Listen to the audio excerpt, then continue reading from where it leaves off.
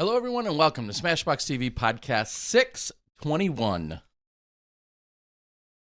Any significance to 621? No. 621?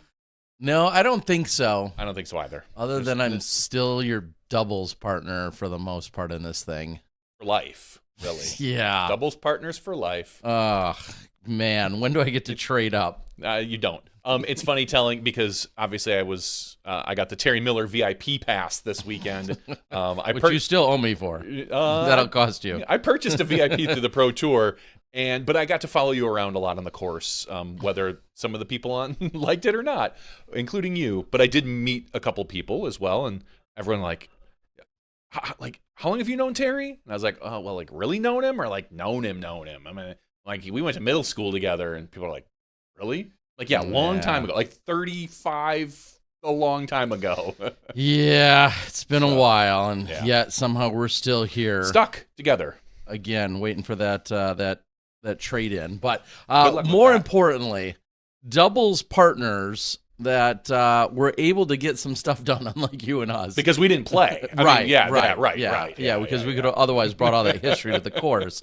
But doubles partner in Ricky Wysocki and Adam Hammis getting their work in and ordering some breakfast style ham and legs, and they feasted. And with that, we're going to welcome in the champions from the first ever Disc Golf Pro Tour Doubles Championship, Ham and Legs. Adam Hammis. How we doing? Ricky Wysocki. How we doing tonight, guys?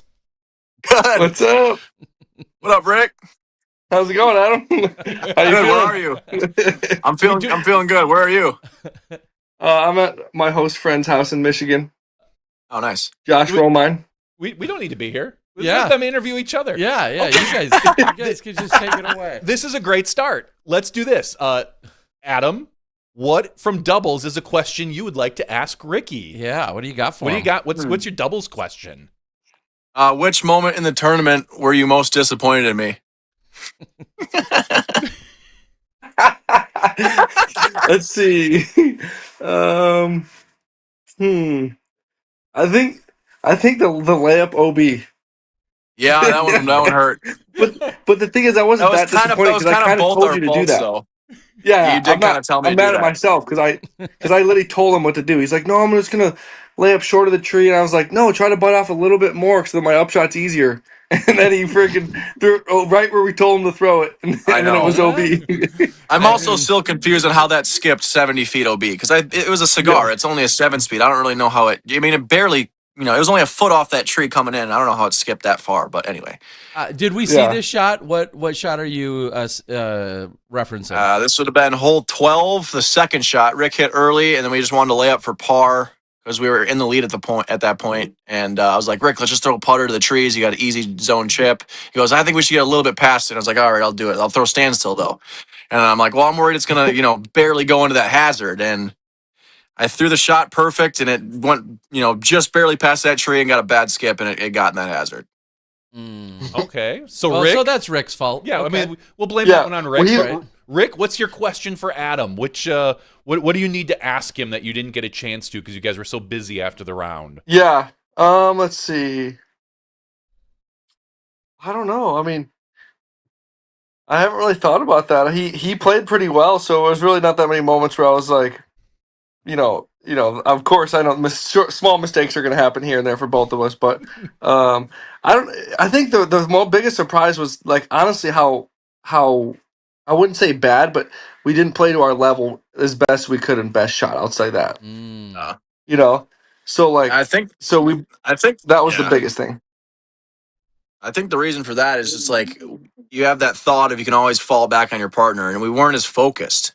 When you have two shots at the level of players we are on every single shot, you feel like nothing can ever go wrong. And I feel like we got a little too comfortable and stuff like that. There wasn't enough pressure and focus to keep us locked in how we usually are in singles events. So I think that was kind of the problem. As soon as alternate hit, we felt that and we played well. So is there ever a point this weekend where one of you would throw a shot and maybe it didn't go where you wanted, or it turned out to be a not a great shot, and then you were like, oh, well, I got the other guy. Like, he's got this. I mean, so basically I'm saying, were you ever in doubt at any point, Rick, as we just lost your partner? But were you ever in doubt or felt nervous, so to speak?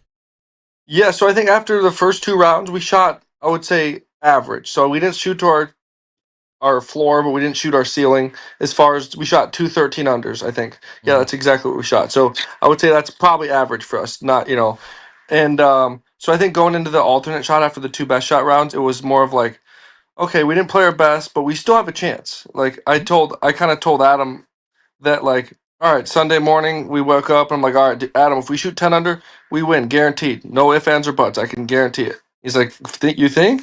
And I'm like, yeah, pretty much can guarantee it. Like, I've played so many tournaments now, I can kind of like, I'm usually really close to being exactly right on the number of what you have to shoot. So that definitely put it out there in the universe, that the number that we had to shoot that final day. And and yeah, but I think Adam definitely hit the nail on the head there, where we definitely, it came a point in a round where Adam's like, oh yeah, we're actually winning, because Calvin and Gannon, they tripled and then doubled, and we birdied one of those holes, and I think we gained a bunch of strokes. So he's like, yeah, we're winning, lock in, and this tournament's ours. Basically, that's what the conversation was. Yeah. Yeah, I was just asking him, Adam, was there ever a point, and maybe even in best shot, where you threw a shot and you were like, oh, well, I'm not worried. I got this guy. Like my partner's got me. Was there ever a point where you were a little bit nervous, like, oh, maybe he doesn't, or I don't know, just. Yeah, definitely. I don't know. It's just the whole thing. The best shot just felt weird to me. Yeah, there was definitely many moments where I was like, well, dang it. Like now the pressure's on Rick, or, you put the pressure on me. It just didn't feel like the entire time during best shot that I was 110% focused, like I would be in a singles event or in something with more pressure. I didn't have that, fallbacks, oh, I got, the number 2 player in the world to, just take care of it. Like there's no big deal, but that was a problem. So I think we learned next year, for next year, that we can easily go out there and just, if we get that extra focus in for best shot, we can do a lot better even. So you guys have already locked in partners for next year. I mean, is that a given? The first thing we said to each other, everyone. Oh, we'll see you next year. Okay. Yeah, pretty much. Okay. I mean, it seems silly to say anything but that. Like, well, let's check in January. I'll be shopping, but right. But that makes sense. Let's go here with it, because so many people seem to love this. If you had full run of whatever your wishes were, what would the format be? And even if it's the same or different, like any of the rounds, any of the scenarios, sequence, holes, whatever, like what format do you guys think, now that this has been tried and won, what format do you think is best? I think they were talking about, I heard people talking about 2 rounds alternate, 2 rounds best shot. I think that would be probably ideal, is play 4 rounds. Doubles isn't super, it's not super grueling. I think that, like, especially with the alternate, you're not throwing that many shots. It's every other, so it's not like that extra round really is going to feel like, oh, you're really burning yourself out, or it's hard on the body or anything like that. So 2 rounds alternate, 2 rounds best shot, I think is awesome. I think definitely ending on Sunday with the alternate. Go back and forth too. Best, or alternate, best, alternate, best, kind of thing. best, alternate, or best, alternate, best. Because I think a lot of people were also saying they wanted to see best shot on Sunday, so we're gonna have fun. Right. So if you went best, alternate, best, that could be interesting too. I mean, I think there's pros and cons to putting alternate on the final round, because the pros are like, if you have alternate in the final round, that's a lot of added pressure versus a best shot. So, when one of you messes up a drive, in alternate, that's a lot of pressure versus a little bit of relief on a Sunday where, okay, I did screw up, but I do have my partner. There's less pressure there. So maybe the excitement level isn't as high, but I can also see the highlights. People want to see big highlights on that final day. So best shot provides more of those when one of you parks it and Adam gets to run at the ace, and ring up chains or whatever this. So I can see both ways. It really just depends on what the tour is looking for, maybe what the players' feedback is. I'll follow that up and ask you guys, is best, and should we be limiting ourselves to best and alternate when there's best disc, best score, when there's worst shot, modified worst, tough shot, whatever. Do you want to see any other versions or formats? Weren't we Yeah, talking to like worst shot wouldn't work or something because you could like cheat it or something? I'm not 100% sure.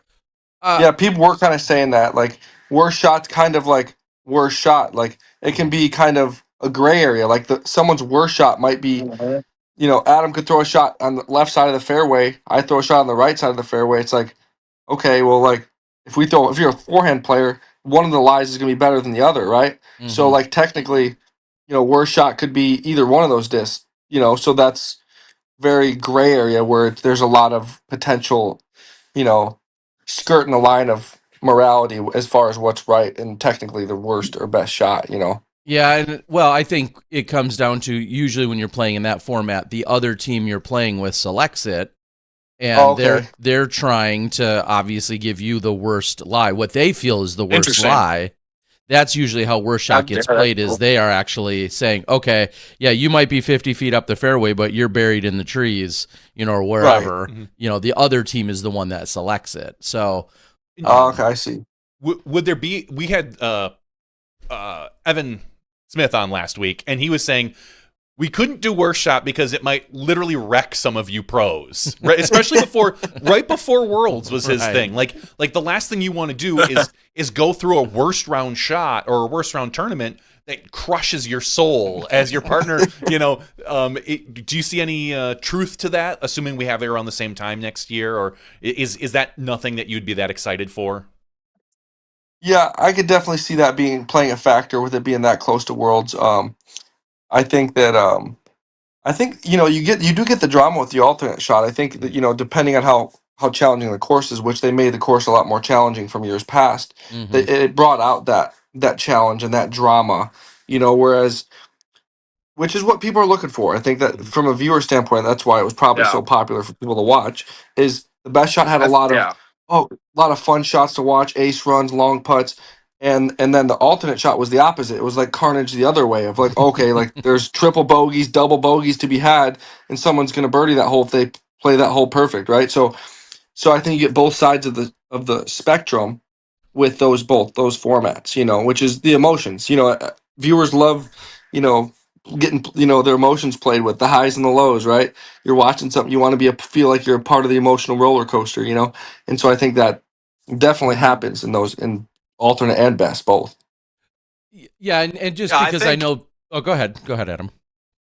I think taking alternate away for the third round would be kind of lame in my opinion because the third round created so much excitement and drama, and you know how many comments I've seen of just people like that third round was some of the greatest DGN disc golf we've ever watched. So to go, I think it's a pretty hard argument to take away alternate shot from a final round because you get some lower end teams that can build that confidence through their best shot and then have a chance to win on Sunday. And you could see some crazy shakeups in the future with this event. So yeah, in my opinion, I think alternate has to be final day and just create a bunch of drama. I think it's great for the viewers, and I think the viewers appreciated it. From all the comments I saw everywhere, people were loving it. So yeah. Yeah, and I just want to throw it out there as a specification that people have talked also about best disc. Technically, you guys, they would say is played best disc, as opposed to best shot, where I think you would both basically play the hole as if you're singles, and then you get to take the better score. So, I mean, and there's, again, that's just yet another way to look at this. You guys go out and play this course. Dialing in specifically to the new OBs out there and some of the hole changes. There's a few baskets that got moved. Was that absolutely needed? Could you have done this without those added OBs and those added basket changes? Yeah, you could have, but I think that for the go ahead, Adam. No, go ahead, Rick. I didn't really have anything. I was just commenting. Oh, okay. I think that with the two best shots, the two rounds being best shot, you really have to have a semi-challenging course, especially with the best players, because you as you saw, people were shooting 16, 17 under, and there's just so many birdies to be had that you have to add that challenge in order to challenge the best players in the world. So add some OB, add a little bit longer holes, hole 17's longer and more over the water. So you have to work for those birdies. Whereas like 17 would have been a blindfolded birdie for the best players in the world throwing a 200-foot putter shot straight ahead. It would just there'd be no excitement. It would just be like you chalk a 2 for 90 Mhm. 95% of the field and walk to hole 18, right? And same for hole 18. They made the bunker a little in front of the basket OB now. So there's those little subtleties make it that little bit more challenging that you need. I think you definitely need it for the best shot in order for it to have that little bit more teeth, which you definitely need. Okay. I would love to see this event go to like one of our harder woods courses on tour. I think that'd be really interesting. They talked about doing Woods it at golf, the BRP. alternate could get. Yeah. A BRP would be Yeah, I cool, mean, like a some part sort of of modified BRP there's a layout. lot of par three. There's a lot of par three that's there, but it's tight and wooded. I mean, it could be very interesting. I'd like to see something. I'm talking more like Northwood Black. I'm thinking more of like Yeah. Ivy Hill, like stuff like that. Yeah. Well, let me just throw out a few Even if things. it went European, you could go Tampere Disc Golf Center. I mean, that could be incredible over there. Yeah. I'll just throw out a few things that I overheard, and nobody should take this as any as the gospel. I know Charlie wants it back. I know that. Charlie Hutchinson, owner of over at the other preserve, he was very vocal about saying he wants it back. He wants 4 rounds. As you guys were just talking about and alluding to. I think he said he's put in a call to Jeff. I don't know if Jeff Spring has officially or unofficially, said anything one way or another. Charlie does want, or maybe even said, he has the same weekend all but locked in or guaranteed. Now, for what that's worth, Worlds will take place 2 months earlier. Worlds is in June next year. So this would be a post-Worlds scenario, which... Doesn't matter. Doesn't really matter, but Yeah, I know that was one of the conversations we were just having. So I do love how, though, this one did go into Worlds this year, this first attempt, because it was competitive, but it wasn't as cutthroat, was it? I mean, it didn't feel like an off week, but what did it feel like for you guys? I'd say, well, I it think- felt like a little bit of an ease into Worlds. You don't have to sit there and be stressed out about yourself and your game. You can you have that little bit of fallback on your partner. I think it was a great way to get people to relax a little bit more and just kind of build up. Get some confident golf in with a little bit of a little bit of help, I guess. And I don't know. Yeah, no, I think it still felt like a big tournament. I think so. The first 2 days, like I said, the best shot. I think that's why people liked it. The stress and the nerves of the alternate shot really shined through to the spectator, because that was where it really did feel like a tournament. It felt like you had that tournament pressure, the nerves, the every shot mattered.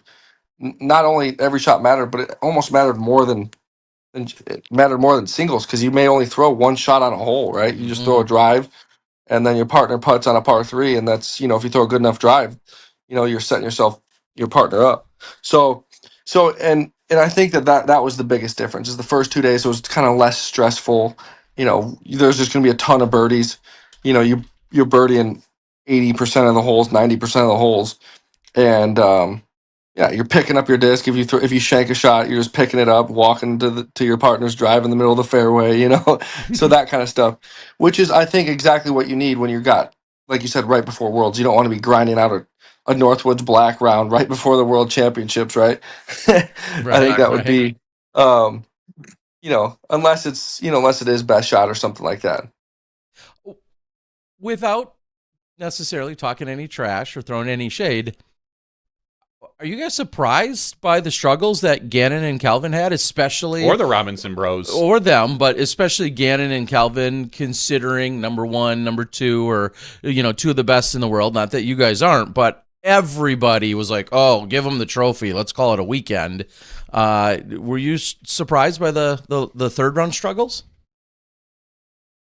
Yeah, I mean, I definitely was. I didn't, I went into the final round. Obviously, when you're 5 back, it's like, yeah, that if you go out there and do what you need to do, it's, we know that alternate shot's hard no matter who you are. It doesn't matter if you're the best player in the world or, like you said, there was other players that played good. Austin and Cale shot the second best round. Yep. They played really well. So yeah, you can play well and make up strokes. I think that was kind of the rumor on the street, is that keep it within 4 or 5 and you have a chance to win going into the final round. that was exactly what most everyone was saying out there, and it was exactly the truth. We were 5 back, and we ended up winning by 3, but it was still ended up being close. Obviously, it was closer than what the stroke said, but we ended up winning by 3 at the very end. But yeah, I think that there's that is something that definitely played a factor. Adam, maybe can you guys describe, because rarely do we see a third card, and I know the numbers were a little goofy, but a third card come in and just sitting there waiting, especially knowing like birdies are not a given as you close out on those last couple of holes. So while you guys were in the clubhouse, I'll use in air quotes, watching up on the the big screen, what were some of the conversations you guys are having? Well, I can go back to when Rick missed the shorty on 18. I went up to him. He had his head down. I was like, "Hey, man, like they gotta get like pretty much the last 3 holes just to tie us." I'm like, "We're good. Like, let's just go over here and relax and just watch how this plays out." I mean, it's not easy. It's alternate. I don't care what holes they are. To get 3 in a row is not easy. So, kind of got Rick out of that, and yeah, it was really fun to sit there and watch. And yeah, it's amazing. I don't know the last time we've had someone just waiting like that from a third card. It was of all things. I mean, we've seen. It was definitely kind of a weird feeling. I've never waited around for a win like that, and we're just kind of sitting there like, come on, like let's see how this plays out. And yeah, it was a little different, but it was cool. Yeah, and you guys knew you had it virtually locked up on when they went right after they teed off on 17. So they had a whole nother hole to play while you got to sit and celebrate. Yeah. Yeah. Yeah, they had. Yeah, it was. They had 16, 17, and 18 to play. Yeah.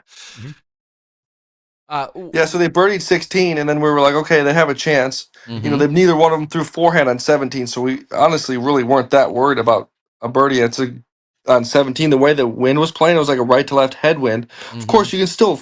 They're amazing players. They can throw the shot. It's just the variables at the time where it made it that much harder. Not having a forehand, having a right to left cross pushing wind.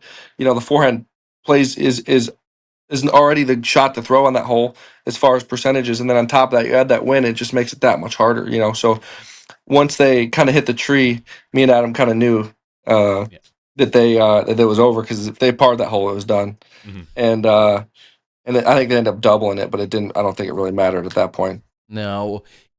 Looking back, of course, you've secured the win, and so maybe it's a silly question, but is there anything you would change in terms of the tee choices for Sunday? Like, because you had to select them on Friday night, who was going to drive which hole. Do you guys feel like you each picked the best 9? I think we actually nailed it, and we did it so quick and so nonchalant. We probably should have put more thought into it. But honestly, after I actually asked myself this question, like right after the event, I was like, I don't think we did anything wrong. Like, we didn't pick any wrong tee shots. I think we played it pretty much as perfect as we can, because it was kind of cool. I got to putt for like a good portion of the front 9, and then give Rick his time to get his putts in. I kind of definitely wanted Rick's putter to get hot down the stretch, so we kind of set it up that way. Yeah, I honestly have no regrets at all. Yeah, I think so many people think about like who's going to tee off, like who's the best driver for this hole, as opposed to, well, I want to give someone maybe who's the best putter a chance to do that, like or an approach scenario. Yeah. You definitely got to think about who's putting, especially coming down the stretch. Rick made those 2 massive putts down the stretch. I had to mix in that other one as well, but I definitely wanted Rick's putter to get hot and kind of get him, fire him up. Like, hey man, like we're in this thing. Let's go. Like, let's make these putts. And yeah, it worked out really well. Mm-hmm. Yeah, I think that was the big thing. Is we really played practice rounds together, and we sat down, like Adam said. We did do it pretty quick, but we're just like, it was just natural. Hey, you've confident in this hole? Yep. It was like, okay.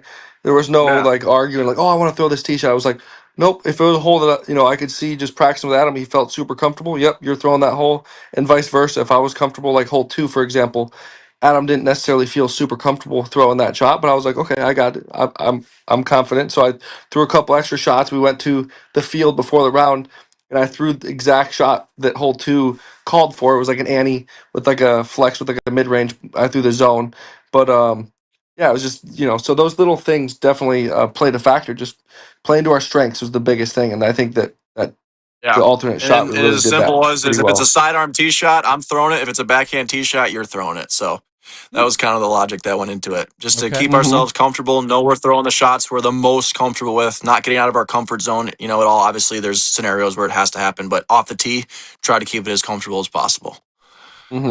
Rick, were you surprised that you found out you had a relative named Ryan Wysocki?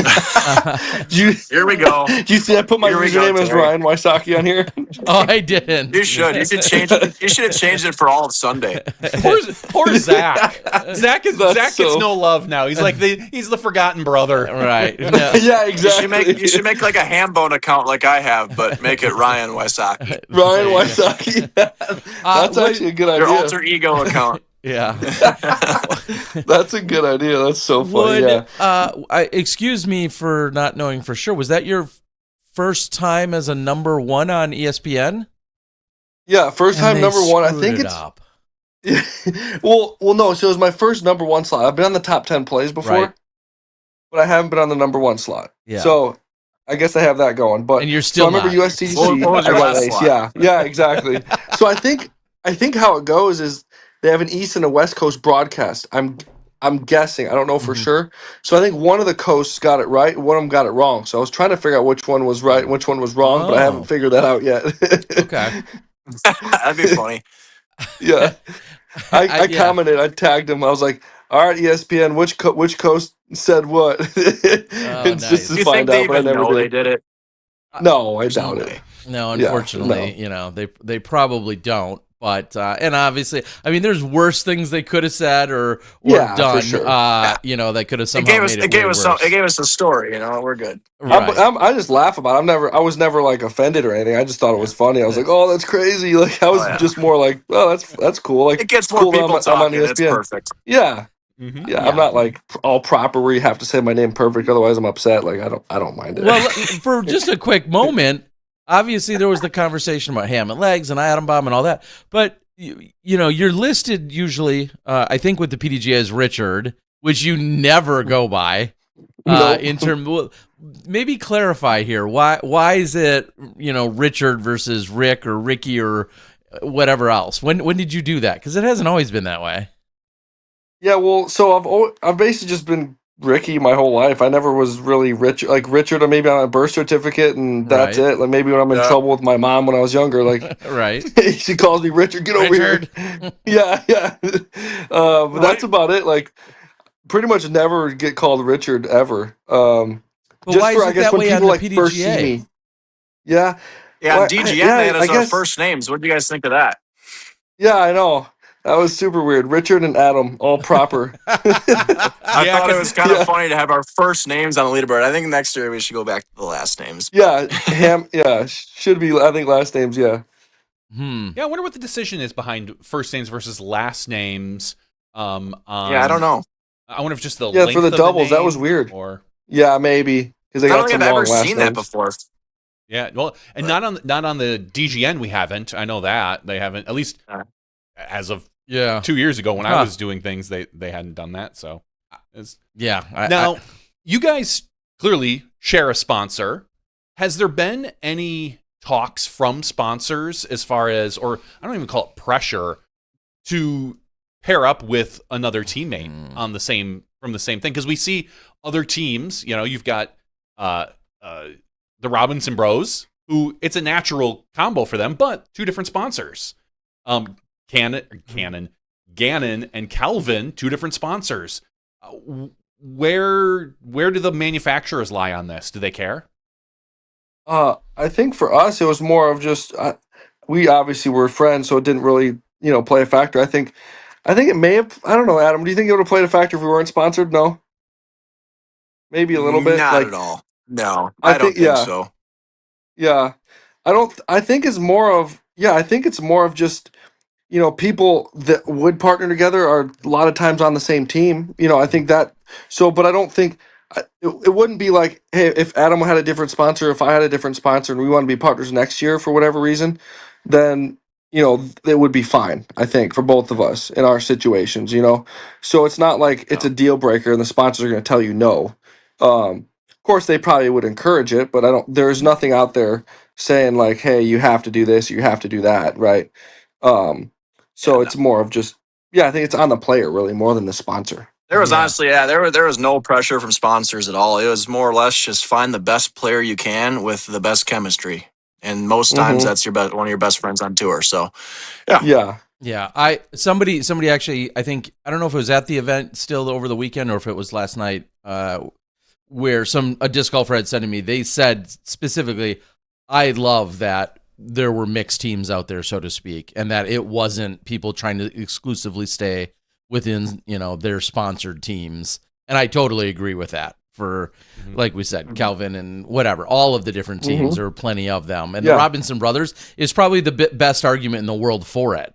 The fact that you have two brothers that absolutely, of course, wanted to play together, have two very different sponsors. It'd be silly if they. So I hope it remains that way. Like you guys. It's too bad they lost, and I think they lost because of their bad team name. I think that's what it boiled down to. Oh, okay. Yeah. What was their team name? Just Robinson Bros.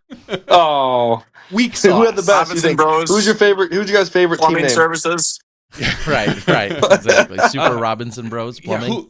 Yeah, I really like I loved your guys' name. Right. I really liked the Michigan team. All Mish, no makes. All Mish, no makes. Yeah, I did like that one. Yeah, I thought both of those were very clever. I think of the things, but I will also have to give it that in FPO, maybe the least creative team won in Allen and Saarinen. So they didn't even have a team name. Right. We didn't either till the night before. We had ideas, but we didn't lock anything in. I don't know. What do you guys think, Terry? You guys think Hammond Legs was a good landing spot, or do you think we could have done better? Yeah, No, I think think it was definitely clever. I was just looking at some of the other team, and excuse me, it was no Mish, all makes. No Mish, but all anyway, makes, I mean, I think it was. Check yourself before you clay yourself was pretty good, knowing that you coobs from the Czech Republic. I like that. I like I think you guys arguably had the best MPO team name. As I continue to just kind of scroll down, on the FPO side, I love seeing the Cox in the fast lane or line A, but it was Cox in the fast lane. I thought that was pretty funny and at least a little bit original. And then Craving for a Win with Sarah Holcomb throwing her crave and then partnered with Hannah Wynn. Like, okay, I thought That's that good. was pretty solid. clever That's a as good one. well. I do like that. So do you feel the pull to have the same name next year, or do you think you need to mix it up and go with a new name for the event? Well, I guess that's going to be on Adam a little bit. Hammond Legs I is really set in stone in the history books. All right. right? Exactly, true. I What's really your liked opinion, it. I Rick? think at the time, I don't know. I liked it more than Adam in the beginning. I really was set on it. I'm like, yeah, Hammond Legs. Once I heard a fan call someone. I think someone said that they're like, yeah, you should be called Hammond Legs or something. As soon as I heard it, I'm like, yes, that's awesome. And then Adam was like, he was kind of meh. I could tell in the beginning, and so I think really just up to him if he really likes it. I of course like it, so I kind of put in his vote. If he doesn't want to, then I'm not married to it. I'm a team player, so we can find a better one. But I think he also is right too. There's something there too as far as that we already won one. Let's run it back, keep it in the history books, and That's right. keep it rolling. Yeah. So, am I reading this I correctly? agree. You each got $9,000. Yes. Yeah. That's not too shabby. Yep. So yeah, no, that was solid. I think so. We first saw the payout, and we didn't know if it was. I think that so. The first day, for some reason, Odie was saying that they didn't know if they could separate the payout for two spots being the first place spot, right, and then the second place being third and fourth. Blah, So they originally had it laid out really weird to where you didn't know if it was split between you and your partner or if it was like, hey, that's the total between the team or the total split, right? So eventually they fixed it, but the first payout was I don't know if they had it split or not, so it looked really weird. Okay. Yeah, it was basically set up yeah. as a singles payout, and then come Sunday, it all consolidated in half, essentially, from 46 to 23, and then first, second money got pulled up, second or third and fourth. So yeah. Sure. Yeah. Not too shabby. Does it feel like extra good to get that much money when you had a partner helping? You know what I mean? Like, I don't want to say oh, do you feel like you deserve it? Of course you do, but is it $9,000 for doubles? Just sounds obviously on face value it's crazy. It sounds like Ricky. Maybe it should maybe been 10 and 8.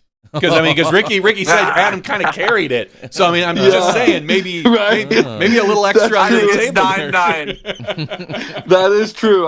That's fair. If we agreed on that, whatever player played better, then I would totally do that. Putt.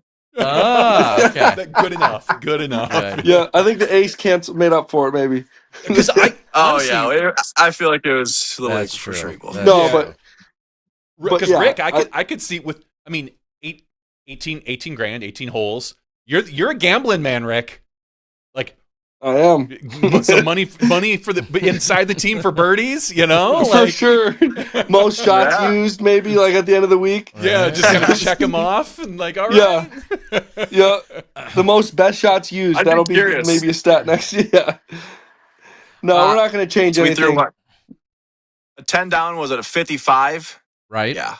I think it was one over Iron Man. I'm curious to how many throws you threw in that final round versus me. I'd have to go back and look or think about it at least. But Yeah. I'm curious. I wonder how even that is. Yeah.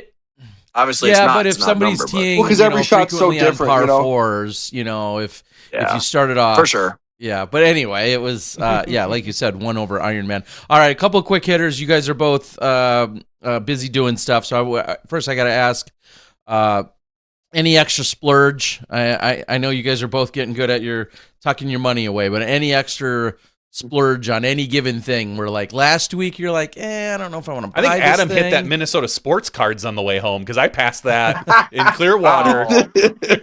Did you? Yeah, I didn't hit it that hard. You should talk to Rick about hitting that place hard. Okay. We definitely hit it. So what was the splurge? Yeah, this we had some fun there.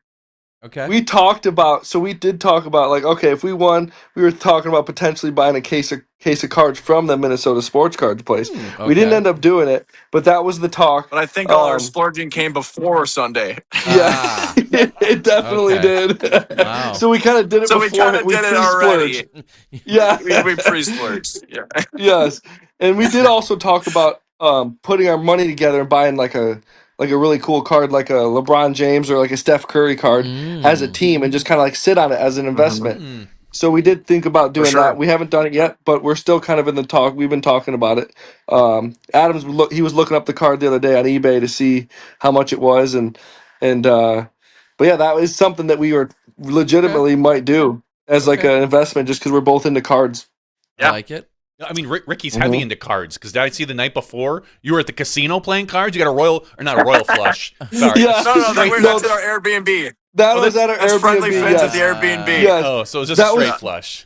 Yes, it was. It wasn't a casino straight flush, but at the same time, it was funny because I hit the ace that same day, and then I got a royal flush, which is like I've only or not a royal flush, a straight flush, which is really hard to hit, obviously. Mm-hmm. And in the same day, I was like, I got to go buy a Powerball ticket if I'm doing this. No kidding. No kidding. All right. Well, Adam, I know this answer because you're up in Minocqua area. I saw you had Brad over for dinner, eating at your house, having a good time. So I know you're not in Michigan yet. So this goes a little more towards you, Rick. Did you see the course today at all? The new course, or have either of you played Black Locust recently in any capacity? No, I haven't at all. Yeah, I've never seen it, so I can't offer any insight. But for me, I've heard it's kind of like Northwood's esque, kind of like it. A little bit more scoreable, less punishing. But it's kind of like I heard the first like front nine's wooded like Northwood, maybe a little less wooded, but similar style, and then the back nine's more of a park style. So it's kind of a mix of of those two styles. But yeah, I'm excited. Obviously Toboggan, they've trimmed some bushes like a lot. You just have a way more clear line of sight. Like all those pricker bushes and stuff are just gone completely. It's wild. Russian olive bushes or whatever they call Yes, them? exactly. Okay. Yes. Yeah, so on 17, the short right up that hill, they're all gone. Wow. Like you can see if you're standing at the basket hole 1, you can see hole 16's basket. Wow. All the way 17. Yeah, you can see 16, the island hole. You can see it like straight through all the bushes are gone, just completely gone. Yeah. So So a lot of changes out there just visually. I think they want everyone to be able to see baskets and see more of a spectator view instead of just staring at bushes, right? That makes sense with all the spectators. Yeah. They're gonna be there. Yeah. Okay. So Adam, what's your plan? When are you going to get over there? And are you going up and over or down and around? Up and over. Yep. and over. Going up and over. Yeah, over there. That I makes think sense. it'll be a little bit more peaceful. So, Yes. leaving tomorrow morning. Brad and I are going to caravan over there. It was fun to have Brad home for a couple of days in Minocqua. Showed him everything. Mm-hmm. But yeah, we're leaving tomorrow probably around 10. So, Okay.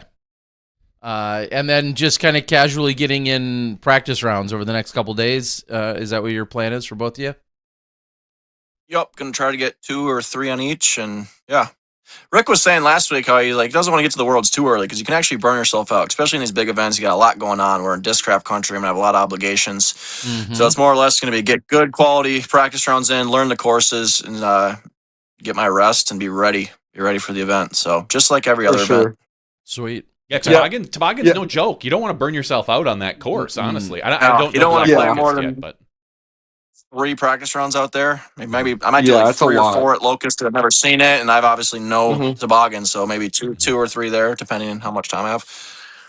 I think that's easy to do with us for the Worlds. At least for me, in my experience, is that like you put so much pressure on yourself for the Worlds, and that's a good thing to do. But don't do it in the practice round. Like you can put yourself for me, I've done it so much where I just burn myself out, play too many rounds, and then tournament comes and you're just like physically exhausted. You're mentally ready, but physically you're just like, okay, I've got 3 or 4 rounds in each course. Within those 3 or 4 rounds, I'm throwing 4 or 5. Really, if you look at it, as many shots you're throwing, you're probably played 20 rounds worth of shots before the Right. tournament. It's true. So if you're just like, because you're never throwing 1 shot and that's it. Most of the time, you're not. At least my practice rounds, I'm throwing 2 or 3 drives, 2 or 3 putts, up shots. So it's 3 practice shots worth of rounds in 1 round. Okay. Just to clarify, and I think I see it as of now, but are either of you doing long drive, putting competition, or doubles? Any of the things over the weekend? No. Okay. I think for me it's just the same thing. I want to save myself. I don't want to go out there and rip as hard as I can, throwing distance shots and Mhm. and tweak something or something beforehand, And it's fun, and I'm sure people will have a blast doing it. I just personally, that's not what I want to be doing. Yep. As Climo same once for me. said, those are reindeer games. And I'll probably do the putting just because it's the putting's easy and fun. But to go throw as hard as I can, it's just not worth the injury. Okay. I mean, obviously, I don't think I'm gonna get injured, but it's just not worth even the thought. The small potential, yeah. Right. Awesome. Yeah. All right, gentlemen. Well, we don't want to keep you guys too long, but we want to thank you again for stepping in and joining us tonight. Adam, we hope that you enjoy your continued time up there at home. I know you're heading out tomorrow, but a little R&R up in northern Wisconsin doesn't get much better than that. And being able to share that with Brad Thank you. is pretty awesome. Definitely. Rick, looking forward to we'll see you in a couple days as well, of course. And yes. Are both of you guys locked in? Just in case an admiring fan wants to know, do you guys have caddies? You locked in? You're going solo? What's the game plan for caddies for this big week? Yeah, so I have a caddy. You might know him. You know who Josh Romine is? Yeah. From Michigan, who you're staying with? Yeah. Michigan, yeah.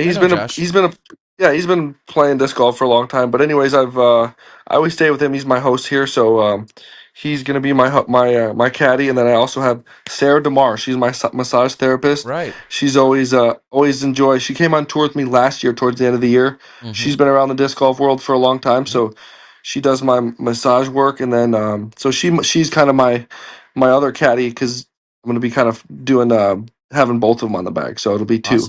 Awesome. Yeah. Adam, what's your game plan? I actually don't have anybody yet, but I got to find someone. I don't think I want to carry my bag the whole Worlds. Right. But for the Worlds, it's got to be someone yeah. who I have a relationship with, already know. So to keep all that awkwardness out of there. So right. No, fair enough. You don't got time for that. I'm still on the hunt, but I think I'll land somebody come next week. So good. We're figuring it out. Rick, someone asked about your hat. I'll get that question in quick. What's on your hat? I can't see it personally. Oh, is it an ice cream sandwich? Looks like a s'more. It's a s'mores, yeah. S'more? So it's a waggle hat that we wore from nice. Oh yeah, the waggle. the first Yeah. So the Yep. first round we had like a s'mores themed polo. Then this match with it. Love it. Love it. Mhm. All Yeah. right. Adam, of course, Yep. Shout out to Waggle, Waggle. yeah, stepping in big time to help outfit you and a few of our other top pros.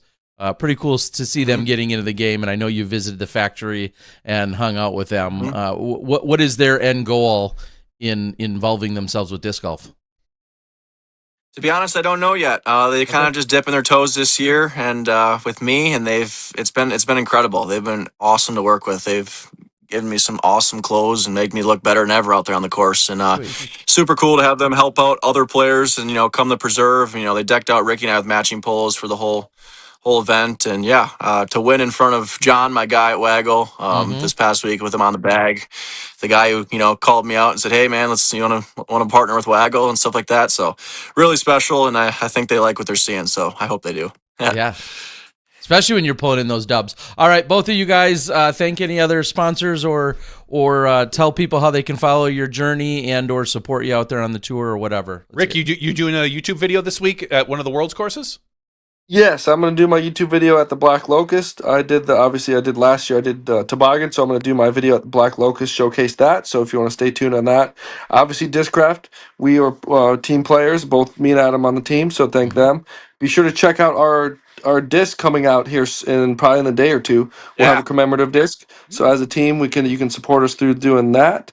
And Seeger is my cart sponsor, and my is my bag sponsor, and Zuka is my cart sponsor. So I kind of rotate back and forth between those two, and I'm thankful to have them on my team. Love it. Adam? Yeah, big shout out to Discraft, obviously Waggle, Grip, Brixton, Ace Bags, and Ledgestone. I think we're going to see one hell of a world championships next week, and it's all comes down to Ledgestone and Nate Heinold and his staff and stuff like that. So excited for the stuff like that. Be sure to look out for me and Rick's collaboration disc from the Preserve. That's going to be coming out soon. And then excited to meet more fans and just have disc golf come together as a whole for the best week of the year. Excited for the action. Yeah, it's going to be insane. We've all been to plenty of world championships, and I think we're going to see the bar raised yet again in the next week, and we're looking 100%. forward to it. All right, gentlemen. Well, thank you. We and all the fans out there certainly appreciate you guys jumping in and joining us for a little while here tonight and sharing some of those insights and backstories. And we'll look forward to Ham and Legs for now. Look forward to Ham and Legs returning next year to the doubles championship, wherever it is, and for as many rounds as they throw at you. It'll be fun. Thank you, guys. Yes, thank you, guys. Yeah, thank you. Have a good night, boys. Yep. Later. All right. Yep. Good night. Ham and Legs. Yeah. What was funniest to me maybe on the weekend, one of the funny things, as I was out there doing the on-course, which I had a lot of fun with, of course, I expected to, and I did, was I think it was Sunday, and it might have been only, a couple holes in, and that's when it hit Philo, or maybe he realized that their team name was Ham and Legs. This was Sunday. Like a few holes in. He just never saw the team name prior to that? He must not have, because the way he reacted, and I'm listening, I hear every word of the broadcast, as I'm sure many of you do, but I really hear every word because I'm intently listening, for what they're saying, and obviously in case they're going to throw it to me. And then I even hear chatter when, we go to commercial, and then sometimes we all I'll unmute myself and I can talk to just them or whatever. So I'm very intently, the way Philo, though, like I said, laughed hysterically multiple times after then seeing and hearing the team name on Sunday is what got me to then chuckle. Like, yeah, it's been here for a couple days, and they're clearly making sure we all know their name by what they're doing. But I thought that was one of the more humorous parts of the weekend for sure. Yeah, I heard, as you were saying, I heard a couple different people talking about almost guaranteeing to bring this back next year. And it's a little wishful thinking, I'm sure, right now, because as we know, and we're about to talk about, the tour isn't even fully announced and when it's going to be and where it's going to be, because everything got pushed back 2 weeks. So is this same weekend going to work next year? We don't know with the way things are shifting. But to me, it makes sense to have Preserve a second doubles. You got to two it up, right? You have to two it up. Yeah, and maybe it rotates every 2 years. That's what I'm saying. Yeah, exactly. So you have it there up. next year. You double up on it. And then I think this is a very fair question, and I don't need to get out ahead of anything, but how many of these a year? And we talked about this last week. One a year. And now that it's this successful, you still just keep it to one. I think if you stretch them out and start doing too many of them, it loses its uniqueness and it loses its. But does it lose its fun? Well, people are going to tune in no matter what, but I think it does. I think it loses its fun a little bit. I really, again, I know we said it last week, and I don't want to kind of beat a dead horse.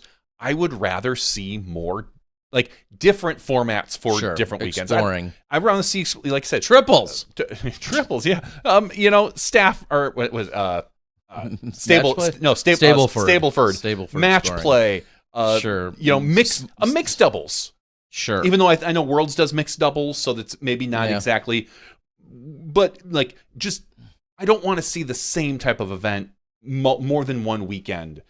Maybe if you're not doing a tournament, and I know this probably will never happen, but like almost like the All-Star game, like a skills challenge, and I don't want to see. The funny part is, I was thinking about this. I don't want to see like a standard, like, oh, we're gonna do distance and we're gonna do putting. Like, you got to make it fun.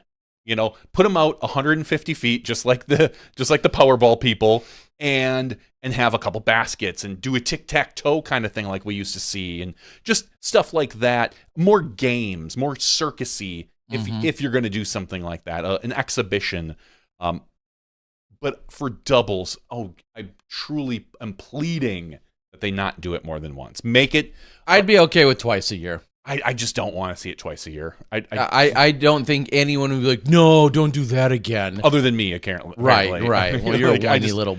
I think. I see. The more you want to keep it special. The more you dip into that well, the less special it gets. I get that. But I think people will continue to love the format, and two of them, I still don't think would be overkill, especially with the response we got this weekend. I agree. How much people really love everybody. it, I didn't see anybody complain about the broadcast. I heard it almost was. I think I told you this on the course at one point. Being on course is really fun and exciting to watch. I don't even say exciting. It's fun. It's a cool experience. You get to see these players throw these crazy, wonderful shots. I've seen a lot of that throughout the year, so it's a little less like awestruck to me.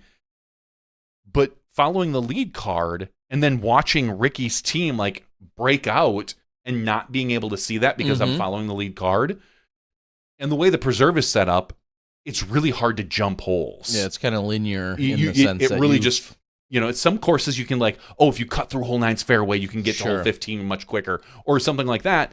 That's not the way at the preserve. Like not as much. There's like one or two places only where you can kind of cut some distance off. So to me, being on site felt a little less exciting from the perspective of viewer. Yeah. But it's unique in a different aspect. You get so much up close and personal access. I specifically saw this. Gannon it was the second round. Gannon had just finished putting out for their best shot. He's walking off the course. There were two, I don't want to call them kids, but everyone's a kid to me these days. Maybe 16. And Gannon's literally walking to the scoring tent, and one of them says, Gannon, can you sign this? And part of me was just watching, thinking Gannon might be like, I'm going to sign stuff after, at the booth, like we all do, get in the line or whatever. And he was like, no. Okay, yeah, I can do it right now. And he walks over and he signs both these guys' discs, and they get a quick selfie. And Gannon turned around to walk away. These guys look like two teeny boppers that just met Taylor Swift. They were like, and they're 16-year-old boys, like 16, 17, 18. And they're like, oh, did you? Yeah. And they were so excited. And that perspective for me is so unique for me, because I don't have that type of excitement, because I'm fortunate enough to get to talk to the pros and meet them and know a lot of them. But to see it from a different perspective is really cool. And I do highly recommend, if you get the chance, to go to a Pro Tour stop. Find one within 5, 6, 7 hours. Make it happen. You will see things that you can't see on the broadcast. Right. You might not get the full play picture like you do watching, but it is something different and unique, and it's special. Seeing it from even the last time I was at a tour event. I mean, I went to USDGC, I went to US Women's, but that's not a full tour event. I hadn't been to a pro tour event in many years. Yeah. And so to see the way it has developed and expanded and grown, and how professional it is behind the scenes, the players, the staff, just knocking it out of the park. I mean, are you fully convinced I'm not just out there effing around every weekend? Because I saw you. Oh, okay. Sorry. Dang it. Oh, yeah. Well, you're right. It is obviously quite the scene, and there is nothing like being there. You can have a bigger viewing experience in terms of the play, but when you're watching at home. But I mean, that's true of basically every live sport, right? You can be at the Super Bowl, which is electric, but you might have a seat that sucks, and you have no idea if that, was really a catch that was in bounds or not. Yeah, because you're not going to see the 9 replays, while you're sitting on your couch. So no one would ever say don't go to live events. They have their advantages and disadvantages to being at home versus, following these cards around. Whether all those things can play in. If it's raining for 3 straight days, you may be thinking, I wouldn't mind being on my couch right now watching this versus some of that rain. But yeah, it has been so fun to see the evolution, of course, of what's taking place out on the courses and the people. And I say this all the time, and I said it last night. Without getting too far off the track, Kelvin Heimberg and Zach Melton came through Milwaukee late last night on their way here, on their way to Worlds. You got to meet Zach Melton? Yes, I know. And we're almost exactly halfway here in Milwaukee. We're almost exactly between the Preserve and Worlds, assuming you go the southern route, so to speak, and you want to go through Wisconsin and Illinois. Not the route I would recommend, but... Right, the less scenic route, and also the more... Traffic congested. You're fighting route. Chicago traffic. But we're roughly the halfway point, and so my whole point is having those guys show up and people interacting with them at this very brief meet and greet we had last night. I just take for granted, obviously, of being around the scene, and some of these, that might be the one time they ever meet Gannon. The one time they ever meet Kelvin, or the one time they ever meet Zach Melton, because it's not convenient for them to get to a pro tour stop. Yeah. So go out and have those experiences, I guess, is the long and short of it. All right, before we get to quickly running through the other top competitors of the event, I want to say, I believe Chef Aaron, celebrated a birthday between last week's broadcast and this week. So happy birthday to you, and I hope you're doing well. I see him out on the board. Awesome. All right. Let's go through some of the MPO winners, or actually the MPO losers. All the losers now. The other losers. Obviously, we had Ham and Legs here for the winners.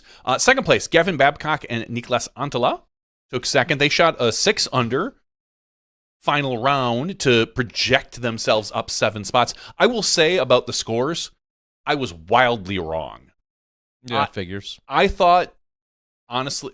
I jokingly said to Yuli the hot score was going to be 14, knowing that wasn't really going to happen. Not when the best shots were 15. I did think somebody was going to get hot and shoot an 11. That was my I'm like, no, there's going to be a 11, and I thought like there's going to be a bunch of 7s and 8s and like that, but that wasn't the case. No. So the 6 was second hottest, third hottest. Only, yeah, that's what I meant. Well, yeah.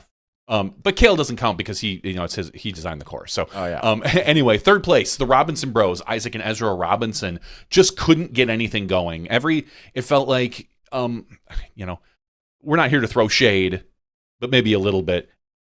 I felt like Ezra struggled a little bit in alternate shot, more so than Isaac. Not that Isaac was perfect. I watched Isaac blow past a putt or two that Ezra had to pick up. So, true. They're 14. Yeah, exactly. Yeah, that's the one I was thinking specifically.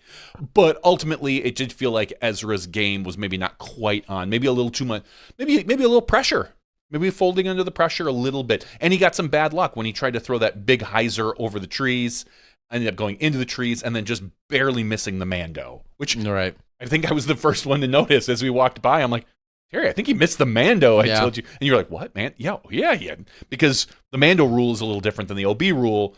because someone was standing there saying like, no, he's on. I'm like, no, once you cross any part of that, Plane, yeah. Dunzos.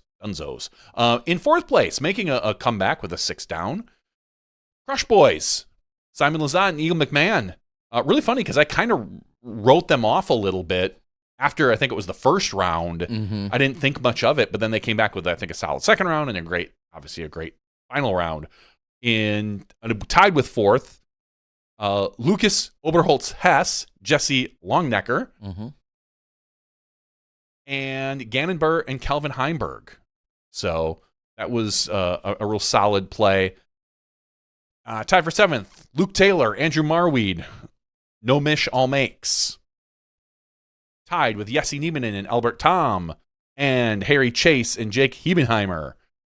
That was, we got 10 yet. Kale Leviska, Austin Turner, and Rasmus Sakorupi. I screwed that one up. Salkoripi. That's what it is. And Vino Makala. No, we were standing there on the tee when the announcer said Vino Makala, and he just kind of smiled and was like, shook his head. Yeah. Yeah. Vino Makala. So it took 10th. That is your top 10 for MPO. Over on the FPO, we haven't even talked about the winners yet. It was a playoff between Allen and Saarinen, official team name, mm-hmm. and Onskagans and Taylor Chosek, which they didn't really have a set name. They changed their name 2 times because they went with California Girls. And then second round, they were like... Get it done. And third round was No Mercy. Right. So they were having a lot of fun. Shocker, right? Yeah, no kidding. But what a great, fun team. But just a really interesting finish on that one. It looked like Allen and Saarinen had it wrapped up going into hole 18. All they needed to do was par. Cat was 12 feet, like basically bullseye. And she just, like, the whole previous to that, she had gotten a lot of chains on a putt. It was a little right, but it hit a lot of chains and came out. Not a big deal. But then, she kind of pulled the classic Cat miss, the one that you usually see her if she misses, where she hits the front of the basket. And it's just the way she swings her low to high, sometimes the timing is off. And just to do it at that point, I can't imagine the disappointment you feel when you feel like you've let down not only yourself, but your, as she even said, her partner, who she thought she may had cost a win. Because then we got to go into a playoff on hole 1. The wind was picking up a little bit, and unfortunately, Owen then missed a 20 to 25 foot putt. With a little bit of wind, she just lifted it, and it hit the top band. Owen has not been the most... It's funny, for as good of a putter as she is, she has not been the most clutch putter lately.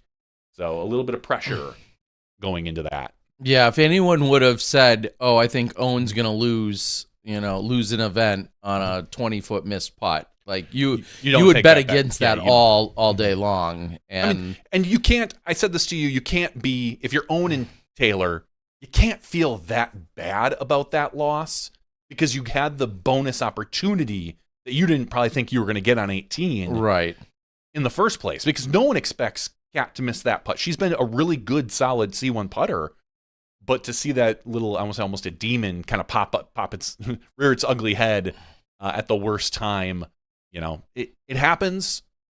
So they had a bonus opportunity to win, and they didn't take advantage of it. So, right. Third place, Holland Hanley and Addison Woodard. They played solid all weekend, and they weren't, they just couldn't quite catch in that final round. They only shot a 1 under par, which wasn't a bad score for FPO. There was only, I think, 3 scores under par for the. Yeah, it was a 997, but they did have some, some alternate shot hiccups. 6 and 7. Addison, who we saw earlier in the week take kind of a nasty spill. It looked like she kind of shook that off and recovered from that. Yeah, so. I talked to her and her dad actually as I was packing up to leave the course for the weekend. Oh. I happened to run into them. We were, crossing paths, and I said, "How you feeling?" She said, "I feel fine." She said, "My wrist felt absolutely perfectly fine." She said, "Yeah, initially when I very first fell, because that's how I braced myself, And then she said when she woke up on Sunday regarding the hamstring or the leg, she said like I feel fine, and she wasn't worried about it. So definitely a scary moment, for her, for the team, for Worlds, for all of the things that you can think about. I'm sure for her dad. Excuse me, her dad, who's always on the bag. But yeah, she was in good spirits, and off they were heading. Yeah. Tied with them in third place was Missy Gannon and Paige Pierce. They struggled. They struggled that final round. Similar to what I would say kind of Ezra had a little bit of shakes. It looked like Paige had some issues off the tee and just couldn't quite keep it in the fairway to give them the opportunities for more birdies. And again, I'm just pointing out final round here. I'm sure looking at best shot, everyone can find faults, but this particular instance, I would have maybe put a little bit more weight on Paige for her drives, not being able to get those in the fairway nearly as well, which is, honestly, if you look at her stats for the year, that has been her Achilles heel, so to speak, is just her fairway percentage is way down. It's like her timing is off or something along those lines. But yeah, that kind of did them in for the final round, dropped them 2 spots from first to third.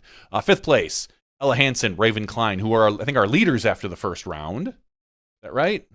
And I believe so. I think they shot like a 11 or 12, 13 after the first round. Or they might have been in second, but either way, they were under way up there. Yeah. So that was in fifth place, Ella Hansen, Raven Klein. Sixth place, Eminem, Eliezer Midling, and Emily Weatherman.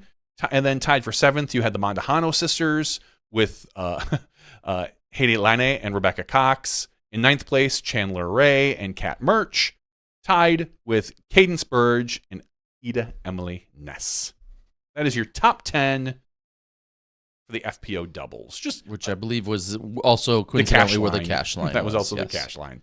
Yes. Overall, a really fun event. I don't know. Looking at that alternate shot course for FPO, I don't know if it was, quote unquote, like too hard compared to MPO. Like if you want to apples to apples, the FPO were shooting like 8 to 13 in best shot, and the men were shooting more 12 to 16. But then when you got to alternate shot, it felt like the alternate shot was a little bit more difficult on the FPO side because they were barely shooting par, as you said, as opposed to the men, which were in generally trying to shoot, a couple more under, or as Ricky and, Adam shot at 10 under. But ultimately, I don't know if I would make too many more tweaks to the course. I'd have to really sit and think about it for FPO, look at the stats on the holes, which I'm not going to sit and do now. But yeah, I think really because of where there's tee changes, which on just the FPO course in general, holes 1, 2, 3, 4, not 5, but it's a par 5 instead of a par 4. Yeah, and so on and so forth. Almost every tee has a shorter FPO tee to it. With I think the one hole that is going to always continue to be one of the most difficult is hole 14. I think that's just a very difficult par 4. It is. It's a par 5 for the men from the long, but I just think it's an incredibly difficult hole no matter what. And I like the hole, though. Honestly. I can't imagine there were any birdies in all. I'm sure there were very few birdies. I would bet there was one, but nope. No. You'd be wrong. I was hoping there was one. Yeah, no. And it's just that's why I say it's a very, very difficult hole. I think it's a difficult hole even in best shot, and I think it's very difficult in alternate shot, and I wouldn't change that hole. Like some hole has to be the toughest hole on the course. Like but that. I mean, I just don't feel how many birdies were there in best? A couple of clicks will tell us that. I know there were some, but I can't imagine it was a lot. You said 14? Hole 14. Looks like we. Oh. All right. So, does that look right, or is that? Yeah. Oh, was that round 1 and? Yeah, that's all. So that's round 1 and 2. It says FPO had, and the stats might be a little goofy, but it says 42 birdies. Maybe it's really half of that. Yeah, I think it is because of the double. So because you put 2. Even that surprises me, honestly, though, that there's that I'm many. guessing it's really truly 21 out of 40 teams. Exactly. But So- even that surprises me that it was that many. Yeah. But anyway, I don't know. I'm okay. I mean, I guess obviously what we think means nothing. I'd be Yeah. curious to hear some feedback from the FPO players as to, is there, in that double scenario, is there any holes that still need to be adjusted or tweaked? Yeah, I think it's a fair question. But that's your doubles at the Preserve. Great event, as we discussed. Go see a Pro Tour event. Sign up for the Powerball. Get that picked. Unlike me, I didn't get picked from the. No, I told this to Terry. even Powerball doesn't want you. No, there is we talked with one of the Pro Tour guys, and they do there's a whole third party that deals with the drawing, so that the Pro Tour isn't involved at all. Right. It all has to be on the up and up when you're giving away money like this. Everything has to be fair. But I didn't know that at the time. And so when you thought you were going to scam your way into it. When I signed up, I put an assumed name. I used my middle name. I left off my last name, so it was Jonathan Leonard as my last name. Just in case someone at the Pro Tour picked him and was like, and threw it out.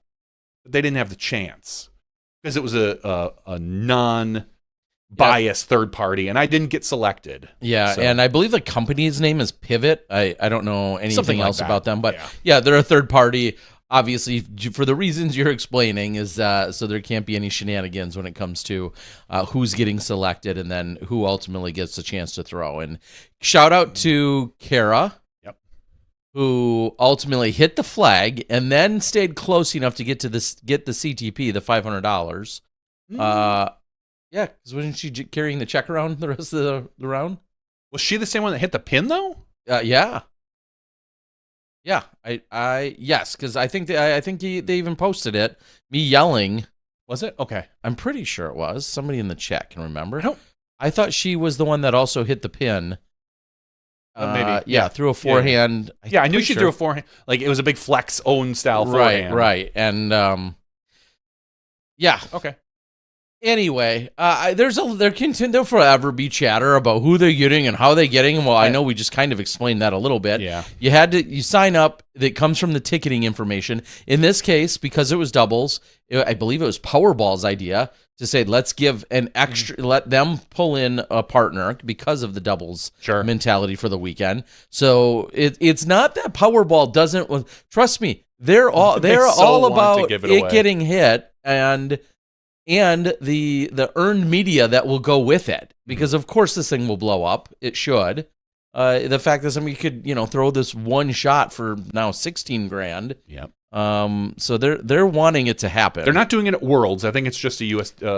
So Idlewild would be the next stop. I believe Idlewild is the next place that it will happen. Was my understanding. I need to start following the tour. Like those people that show up to league when the ace pool gets real big. Right. Oh, ace pool's up to 400 this week. Oh, that's a good suddenly call. You've got like 60 more people at league. I got to start doing that for the tour. Yeah. Anyway, yeah, I mean, it was 137 feet, 134 feet, whatever it was. Yeah, it was a couple feet okay. different from last week. I was right. Beth was the one who hit the flag. The couple after them, after us, because Jeremy on the board here, threw after Beth. Yeah, that's what I thought, because I didn't think it was Beth. I thought it was our, so. A flag hit. Here it is. Yeah, the flag hit was different than the CTP. I apologize. Okay. You are correct. I am wrong. Oh. I had to. You said that, and then I totally second guessed myself. I should have stuck to my ground because I was like, maybe no, because I saw the woman carrying around the $500 thing the whole day. She had this. Yeah. She had to carry this poor big paper or cardboard check the whole day. But I'm like, she's not the one who hit the flag. I know who hit the flag. Carroted. Yes, I'm watching it now. It's on the Pro Tour Facebooks. So you are correct. Okay, thank Kara you. got the CTP. But anyway, Congrats. So that was the Powerball this week that we got to see, and yeah, I mean I don't mind. Well, it like you said, it's gonna be awesome when someone does hit it, and it you get nervous when you're up there. Even some of these players that are probably like, I'm a 930 rated player. I'd love to think I would give it a run, but anything can happen when you're up there. Yeah, and like I could what the F Richard it. Right. I don't think I would, but I could be 25 feet to the right thinking I'm going to give it a nice little buzz at the basket and just whoop grip it. I have a little sympathy for the people that are up there throwing. Right. I mean, they're also, most of these people have never thrown in front of a camera, let alone, dozens of strangers that aren't, maybe they're 2 or 4 buddies that they play with, or maybe they play league, but never has there been $15,000 on the line for the release they're about to have. So, yeah. All right, real quick, I just want a big shout out. Congratulations. I believe it's Gianna, and I apologize if I don't know that correction, but Gianna Lizzato? I feel like I should know that, and I apologize I don't. I guarantee you in a couple of years you'll learn it. I am sure I will. It looks like in the playoff, she took down Ellen Dixon and became your AM World Champion. So your FA1 AM World Champion. Yes, AM World Champ. That is the only AM World Champ you can be. Is FA1 now. Yeah. Well, anyway, you could be MA1 AM champ. Well, yes. That's why I said okay. FA1. Well, I guess I was going under some assumptions here. Yeah. Anyway, she clearly is ready for the big times because I don't know what else she needs to prove or to do. She's now rated 888 and has won a ton of FA1, advanced division events. I mean, she just took second at Ledgestone. She won the AM World's putting competition and then took third in the long drive. So clearly she won. She's like the 12 junior. years old. She won the Junior World Divisional Doubles. She took third at Junior Worlds and also won the U.S. Women's at Junior World, or the U.S. Women's in juniors under 15. I'm not like, yelling and screaming, oh, hey, she needs to be pro tomorrow. I'm not saying that, but I'm just saying her resume is deep already and stacked. Yes, that's what I'm saying. Yeah. She's from Romeoville, Illinois, and you just look at her resume, and boy, oh boy, does she love to play. She already has, and that's what made me think of it, she already technically has 27 events in her. Woo. And she's played open at 12 events this year, where granted a lot of them are smaller, local-ish, How many times Illinois. did she turn down cash? It's hard to. At least 1, 2, 3, 4, 5. At least 5 because she's won those. Okay. So she definitely turned down cash at those. And then at 1, 2, 3, 4, 5. 5 other events she's taken second. So she probably turned down cash at those as well. I mean, the decision for someone like this, some of those at least. She is only 881 rated. Now, right. Now, granted, when you're this young, every ratings update feels like your rating is jumping. Oh, it jumped 5 points. It jumped 7 points. It jumped 12 points. And again, she is only 13, 14. Isn't she the youngest ever winner? Yes, of AM Worlds. At AM Worlds. And so it's hard. Like, you would like to think like, oh yeah, you won AM Worlds. You should probably go pro. And maybe she will regionally. But she still, at her age and her rating, she's going to get wiped the floor in FPO at a Pro Tour event. Yes. Wipe the floor with 880? Yes. I don't. Yes. Okay. Yeah. She I don't know about that. She wouldn't take top 20. Well, I mean, she's not going out and winning any Pro Tour events. No, necessarily. I get that. But she is also in the prime position right now for the next 2 years to watch her jump up there. She's going to be probably the next one we talk about, like when we were talking about, Midling, when we're talking about Ava Lusenko, when we're talking about like Addison Woodard. Like, it's not going to shock me in 2 years when she is playing like Addison Woodard, where she is going to start taking those top 5s, possibly, or top 10s, possibly top 5s. But right now, as she is right now, I'm not saying she shouldn't play a Pro Tour event. I just don't think that there should be any expectation for her to cash, and I don't think she will. But it could be good experience to learn to play like that. So, and that's a personal decision she has to make at her age. you know. But it's there's no personal as much for her as it is probably for her parents too. Yeah, Clearly, sorry. They are, because she hasn't won any cash. Clearly, they are bankrolling, so to speak. I don't think she has time to go earn a bunch of money because she's playing every single weekend. So yeah, her and her parents will have to continue to see what her career looks like. Is there some sort of weird responsibility? I'm going to go off topic here, way hard. Shocker. That like someone, I don't know, under the age of 16, that their prize money should go into some sort of like PDGA trust, like something should be set up so that they can do it. Because obviously, you know, you've got great parents, you've got maybe not so great parents. That if a player is able to cash like this at a bunch of local events, do we have faith that or should we just trust that parents are doing the best thing? You have it's so hard at that age. Your parents are assuming you're still under your parents. Yeah. What's the word I'm looking for? Not just guidance, but legally you're under your parents' thumbprint, so to speak, or whatever the word I'm looking for. Sure. They're the ones bankrolling this. I get it. In some capacity, they have to be literally allowing you to be going either out of state, out of city, whatever. They're probably the ones taking you. Maybe not. Maybe it's a grandparent because the parents work, whatever. But the point is, the parents are allowing that and likely bankrolling all of those expenses. Because there was some talk this weekend, conversation about most sports have some sort of age limit. That you have to be X amount of years old to play in as a professional. For tennis, I think it's 16. Obviously, for basketball, you can no longer come right out of high school. You have to wait a year, whether that's college or go European.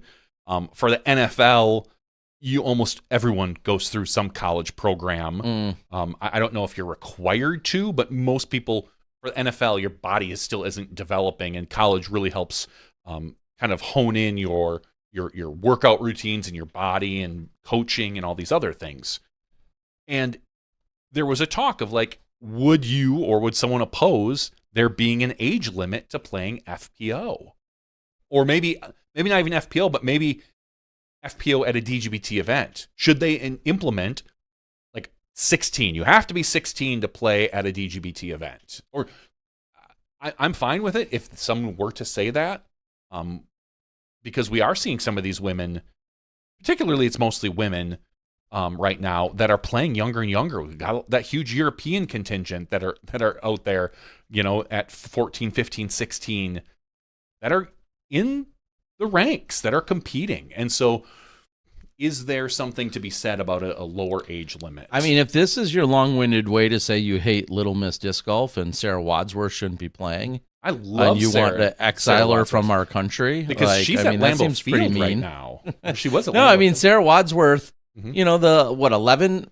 Did she just tell she's 11-year-old from New Zealand who just played and didn't finish anywhere near the bottom? Well, she was up a few spots, 10 or 12 spots from the bottom at the demanding, Des Moines course. Yep. Like, that's incredible. It is. And clearly her dad and her parents are making all of that happen. Specifically, I've seen her dad more often than her mom. And I don't know. I'm good with. I don't know. I don't think there needs to be an age limit. I think back, like, are we arguing about the youngster that Anthony Barella was when he came into the scene, Paul Macbeth when he came into the scene at a super young age, Will Schusterich, Drew Gibson, all to name kids that were like 16 or under when they were playing in their big events.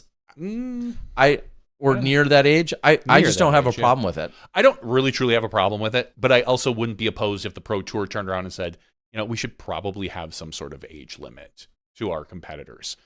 I don't care either way. I'm not. I truly have no stake in this game. It was just a conversation that was brought up with some of these younger players. I got the pleasure of meeting Mark Kohut, the father of the Kohut sisters who were there competing. And what a pleasure and how exciting he is. And he was telling me how he's in like a group chat with all the other dads from the players and how excited they were when Gianna took it down and how the group chat blew up. So just great in general. And we have these wonderful parents that do support their kids. Just a thought that kind of expanded from I feel like conversations. I feel like until they become a problem or there clearly is a problem, I don't know why we would try to stifle. No, I don't think we should either. Stifle that whatsoever.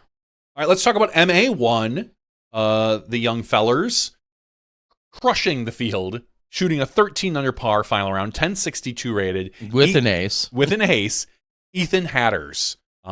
PDGA number, I'm going to get okay, I'm not that upset. 166444. I was almost fully expecting it to start with like a 2 or a 3. A 3, yeah, or a 2-8 something. But Ethan Hatters knocking down this AM Worlds. He's now the AM World Champion.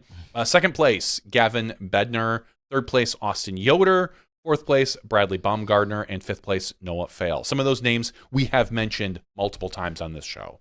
So these are all gentlemen that you can probably count on us talking about in the future at Pro Tour events in the next probably 2 to 3 years. When you're dropping 1062 rated rounds, it's hard not to notice you. Yeah. Ethan only, I'm going to throw this in only quotes, only rated 995. He was 15 points under the top rated player at AM Worlds. Well, congratulations to him.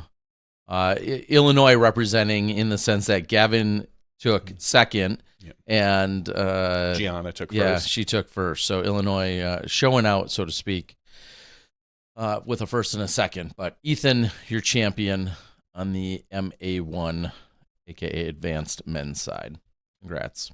A little bit of Disc Golf Pro Tour news. Nothing really surprising or shocking. They announced the first few events for next season as they're slowly rolling out this, the thing. We know that the season starts a little later. We talked about that last week at the Supreme Flight Open, March 12th through 14th. Well, they've announced the next 2 events, and we're playing it back, Sam. Same as this year. We've got the Big Easy, March 19th through the 21st, and then Queen City Classic out of Charlotte, April 2nd through the 4th. So the same 3 starting events, more or less. Okay. Yeah, just pushed back a little bit for time. So we get to go check out the Big Easy again at the same courses. Charlotte sticking with the same course as well, Hornets Nest. Okay. Which is crazy. Yeah. Well, not crazy, but I just think it's a great venue, but I mean, there's some really great courses in Charlotte that we could see explored, but I don't know how those also work for spectators and all this. Right. There's so many other things you need to think about, but I would not be opposed to seeing a different Charlotte course sometime. Yeah, it's just a question of which one checks all the other boxes, like you were just saying. Ones that are, we've seen Bradford, we've seen, a number of other ones, come into the mix through whether it's the World Championships or a Tim Selinsky Masters or even the one time the Pro Tour finished up at one of the other courses. Who knows if there'll be a rotation or if they'll just continue to do the Charlotte's Nest. So. Awesome. And speaking of Charlotte and the Carolinas and just a great human and a staple in that area, happy birthday to the Chuckster, Chuck Conley, celebrating his birthday today specifically. Oh, happy birthday, Chuck. He's going to listen to this. We know it. He told us. At some point, someday, I actually did call him earlier today as well. I've had the pleasure of spending more time with Chuck over these last 3 weeks. Talked to him quite a bit at Ledgestone. Hung out with him at Des Moines a little, hung out with him a number of times this weekend. And I've known Chuck for many years. We used to talk about the Spike Heiser Tour and the Homegrown Tour and all those events that we've seen him been running for decades, and all around upstanding, super great human. And I don't just say that because he makes me cheesesteak sandwiches. He made us cheesesteak sandwiches. They were so good. And then chicken burritos the next day. Yeah. It's delicious. Yes. So if you want to win me over, sometimes I'm a sucker for some great food. That's a good way to get it going. So, but in all seriousness, thank you and happy birthday to the Chuckster. Wanted to get that in there, celebrating. Won't tell you he's in his 50s. You wouldn't believe it. And Josh E., who's one of our Smashy regulars, also I know celebrating a birthday today specifically. So throwing the few of those out there. Real quick, I'll just talk this upcoming week. Looking forward to the World Championships, of course. Technically, we'll have another podcast before the World starts because that would be, in theory, next Tuesday. Unless, I mean, in the past, we've pushed them to Wednesdays. Yeah, to get we the could wait first to maybe round after in. that first round is done, or And Tuesday night is usually like the players, or the, not the players' party, the players meeting, thank you, where it goes on late. You usually want to be there. So be prepared next week, maybe for a little flexibility with Smashbox. Yeah. So this weekend, as I briefly alluded to with Ricky and Adam, and they probably got to figure it out if they want to sign up for putting. Go sign up now, boys. I should have just yelled at them at the time. Sign up now. Because what's going to happen is they're gonna show up on Sunday and be like, "Can I pay now?" And the PDJ is gonna be like, "No." That one was like 4 days ago. We emailed you that 19 times, and a bunch of players are gonna be like, "Well, that's dumb." It's like, yeah, just sign up now if you're interested in playing it. So I will say that. Don't worry about it. And if you want to play in mixed doubles, also sign up now. I think that closes tomorrow or the next day. So if you're thinking about playing in mixed doubles, just sign up. No, you're a player. You're special. They will make accommodations for you. No, I that's why I generically say anyone and everyone just get those things taken care of, because otherwise I'm going to see a post on the social medias, and it's going to be a victim poor me post of why am I not being treated special, even though you were given ample time to do something with tons of communication. So I will throw that out now. Go You're a sign special up. butterfly. For whomever. This is a blanket application to anyone and everyone. Just go get signed up before the deadline. They'll make accommodations for you. Don't be that man or woman. All right, just sign up. Yeah. Anyway, I plan to film mixed doubles. It's going to be one round on Saturday. I believe the Black Locust course. I believe modified best shot of sorts, probably meaning you can't take one person's drive 3 holes in a row. So similar to what this was here, where this past weekend you had to go 99 no matter what. This one you don't have to. You just can't do more than 3 in a row. So you could go 2, 1, 2, and then 3 would have to be the next person. Right. You could go 4, 5, 6 would have to be the next person. 7, 8. So you could, in theory, go 12 out of the 18. Yeah, exactly. As opposed to 9 and 9 that we had to play. Right. So that's happening Saturday. Sunday will be live long drive competition along with the putting competition.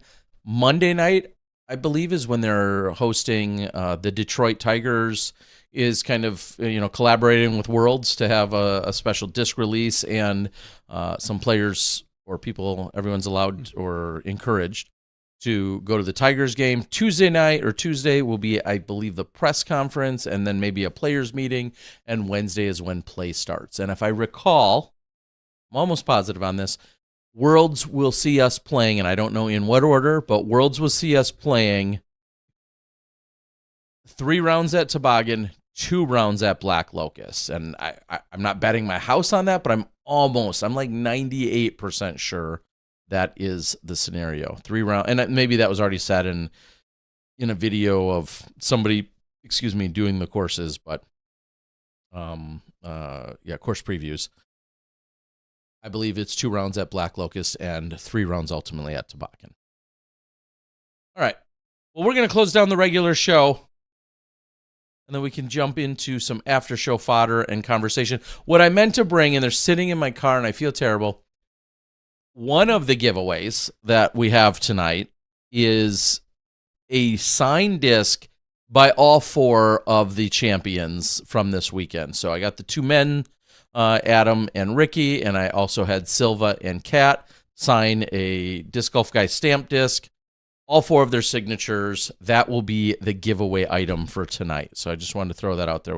We've got that for you. Should we do 2 giveaways tonight? Because I have a VIP pass with both winning team signatures on it, one on each side, Should we do 2 giveaways tonight? As in just 2 of them for funsies? 2 of them for funsies. I'm okay I'm with sure that. we're behind one somewhere. Yeah, and I need to get a couple out before I go to Worlds. Yeah, we'll do 2 giveaways tonight. Let's just do an extra one for fun tonight. Yeah, we'll do an extra one for funsies tonight so that you can do it. Yeah, so I had the VIP pass that was handed to me for the Preserve. We had the winners sign, so you've got Adam and Ricky on one side, Kat and Silva on the other side, and we'll send one of those out as well this week. It's out in my car, and I'll show it once we go away from this. I'll do a quick dash out to my car and grab it because I put it in my center console so I wouldn't. Ooh, good call. So it wouldn't sit out in the sun, and so I wouldn't toss my bag on it and like fold it or melt it. Something. There you go. I was trying to be nice. All right, we'll talk a little bit about the Asia Tour as well. I want to talk about that in the after show. Some big news and announcements there. So with that, big thanks to our friends Ham and Legs, Ricky Wysocki, along with Adam Hammis. Congratulations to them. Congrats, of course, to Silva Saarinen, along with Katrina Allen. And congrats, Charlie, and the entire crew over at the Preserve. It was pulling off a phenomenal event that I know not only he loved, but Kale loved. He's made a post about it, and it feels like the entire disc golf community has really embraced it overall, which is tough to do. I feel like getting the entire disc golf community to really rally behind any one thing and almost not in perfect unison, but pretty close. If there's one person that can do it, it's Kale. Yeah, as he winks at you. He just gives a little smile and a wink, and everyone's like, okay. All the guys melt. Anyway, so congratulations to everyone involved, including the Pro Tour, who worked just as hard as any other event to then also pull this off as well. From the operations and the staff and the crew and the media and everyone else worked absolutely just as hard. Maybe not double as hard, but as hard as any other event for the doubles. It was great to see. For Johnny V, I'm the Disc Golf Guy. That is your Preserve doubles wrap up. A little bit of your Pro Worlds intro. And a little bit of your Am Worlds recap as well. We'll see you in the after show. You better be there. We got giveaways. You know you want them. That's episode 621. We'll see you in the after show when you step inside the SmashBox. Thank you to our $2 and above patrons. Your name is listed below in the credits. If you are interested in being listed as a producer in the SmashBox TV credits and supporting this and other fine podcasts, please visit patreon.com/SmashBoxTV.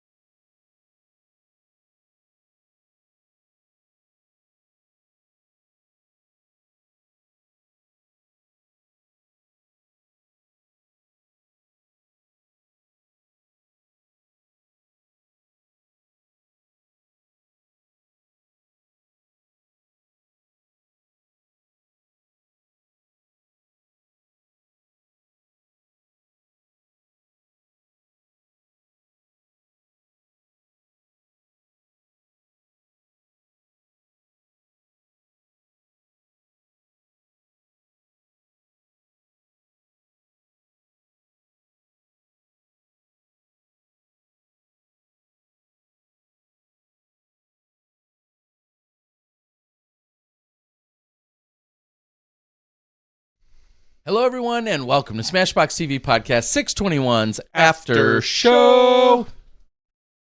Right here. After Show it, Johnny.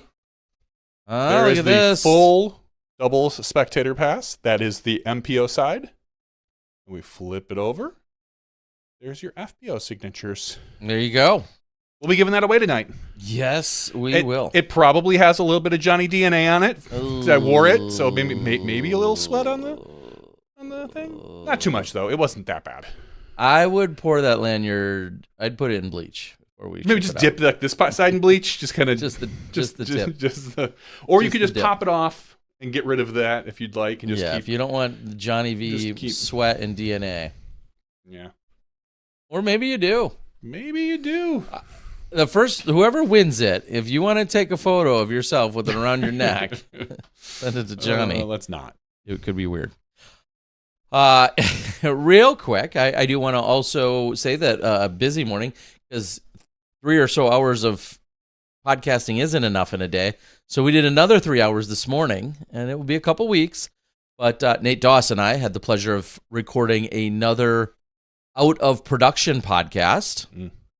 Today's very special guest, Hall of Famer, and one of the, I don't know if I'd call him one of the three amigos, but spearheading Innova champion disc, one Dave Dunapace joined us. So super excited. I will admit I have known Dave, of course, for 30 plus years, but I have never even gotten anywhere close to this in depth in terms of conversation, history, backstory, upbringing, passions, his education. Sure.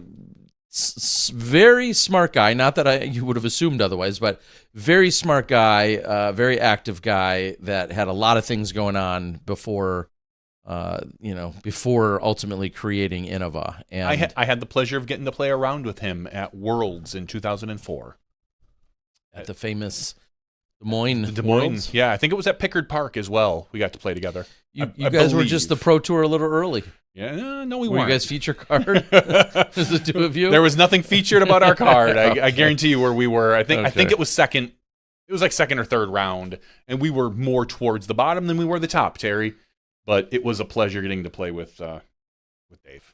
Awesome. Well, super excited. It will be coming out in a couple of weeks. We're on an every other week basis right now, and we do have a new release that just dropped in the last few days in John Kirkland, PDGA number 100. So if you want, go out and take in some of that history. And in a few weeks we'll have Dave Dunapace, and in fact we have another one that drops in between those. So yeah, like it or not, or go out and check it out and hope that you like it. Last night in talking to clearly we haven't done a great job of marketing it entirely. Zach Melton didn't know about the podcast yet, which is fine, great. Yeah. And he's like, "Oh, I told him about who we've had. I said we've had Crazy, we had Dodge, Tita Ugalde, and our first guest was Stork. Like we've had these pillars, these institutions that help create disc golf." He's like, "Oh my gosh, I love long podcasts that are when I'm on the road and everything." So he says he's gonna go out and take a listen to them. So hopefully we convert Zach into a listener of that as well. Yeah. And if he's lucky, someday he'll be on the show. Yeah, might be a while. It'll be a long while, but we got a lot of people we want to catch up with before we get to Zach. But I mean, Milligan University coach, one of the best lefty hair in the game. No, Chris Clemens, sorry. Yeah, Clemmy. Best lefty best that's lefty close beard. to less lefty beard. Yeah, okay. I was gonna say, or best lefty that's close to Kevin Heimberg, like just as a friend. Maybe Clemens even has him there. I saw Kelvin giving him the side eye every once in a while. I did see something really funny. As everybody was packing up at the preserve, we walk over to over by the Chuckster, and there's Albert Tom winding up to throw a disc at some guy who is has his back to him from maybe 30 feet.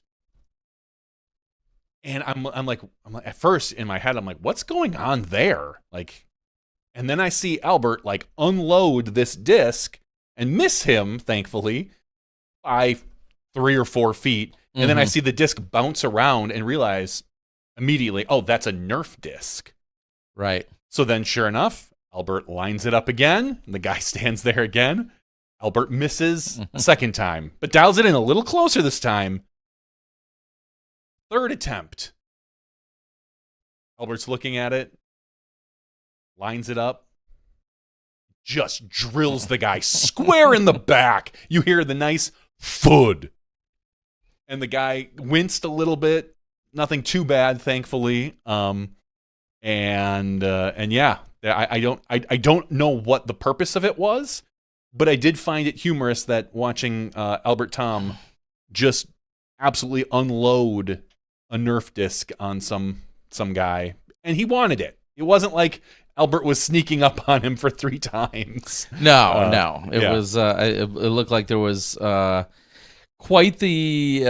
I mean, it was an attempt to see what it felt like to get hit at full speed by one of those Nerf discs, and that's Anthony. You see him out on the road selling with the Innova. I didn't realize that's who that was. Yeah, he's out on the road selling with the huge Innova wrapped RV, and so a bunch of you have seen him if you've been to big events.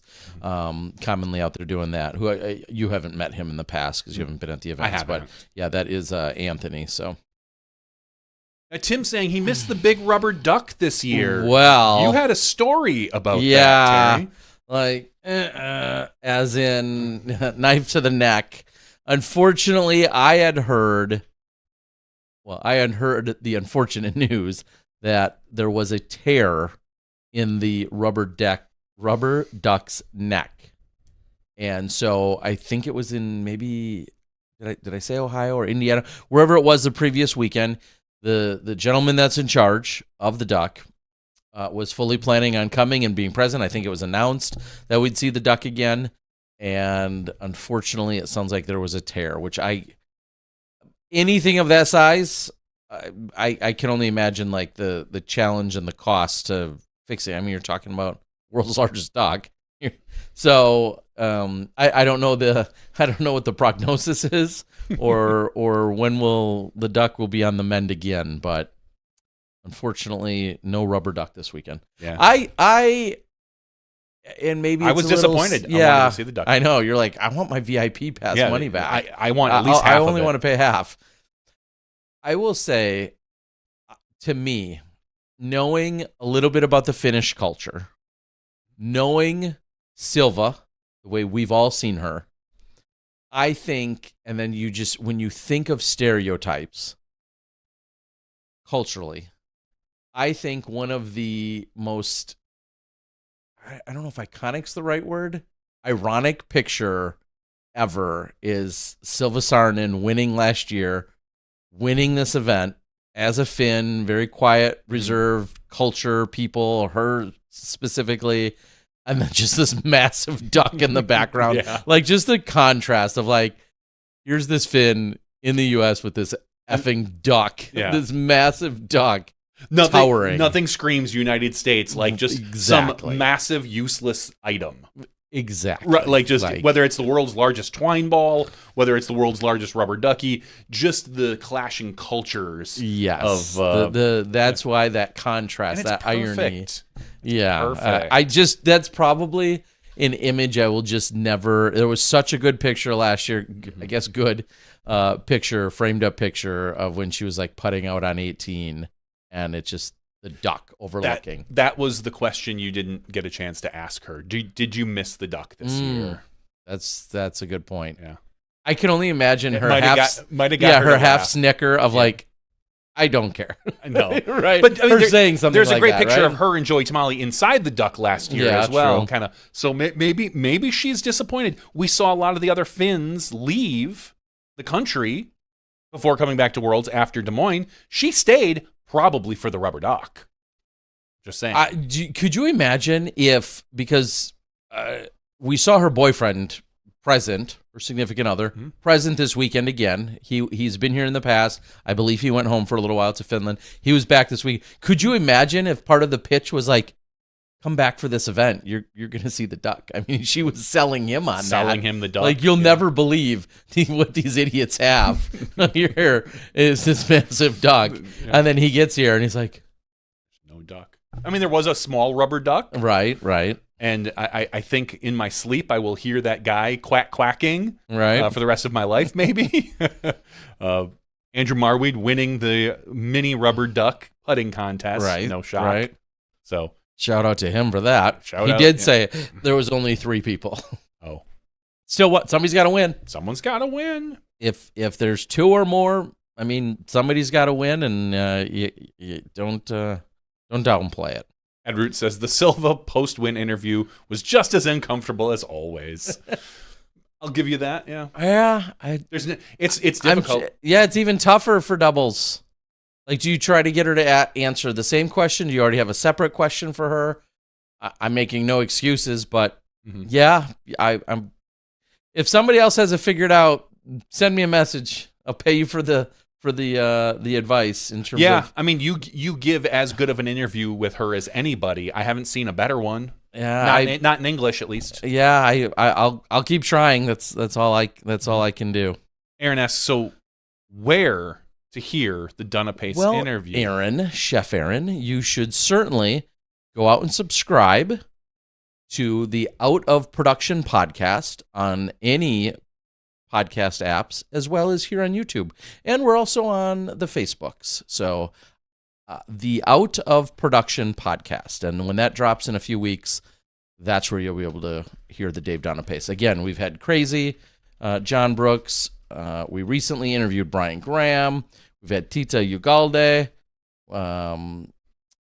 Stork, John Kirkland. Yeah, Sam Ferrens.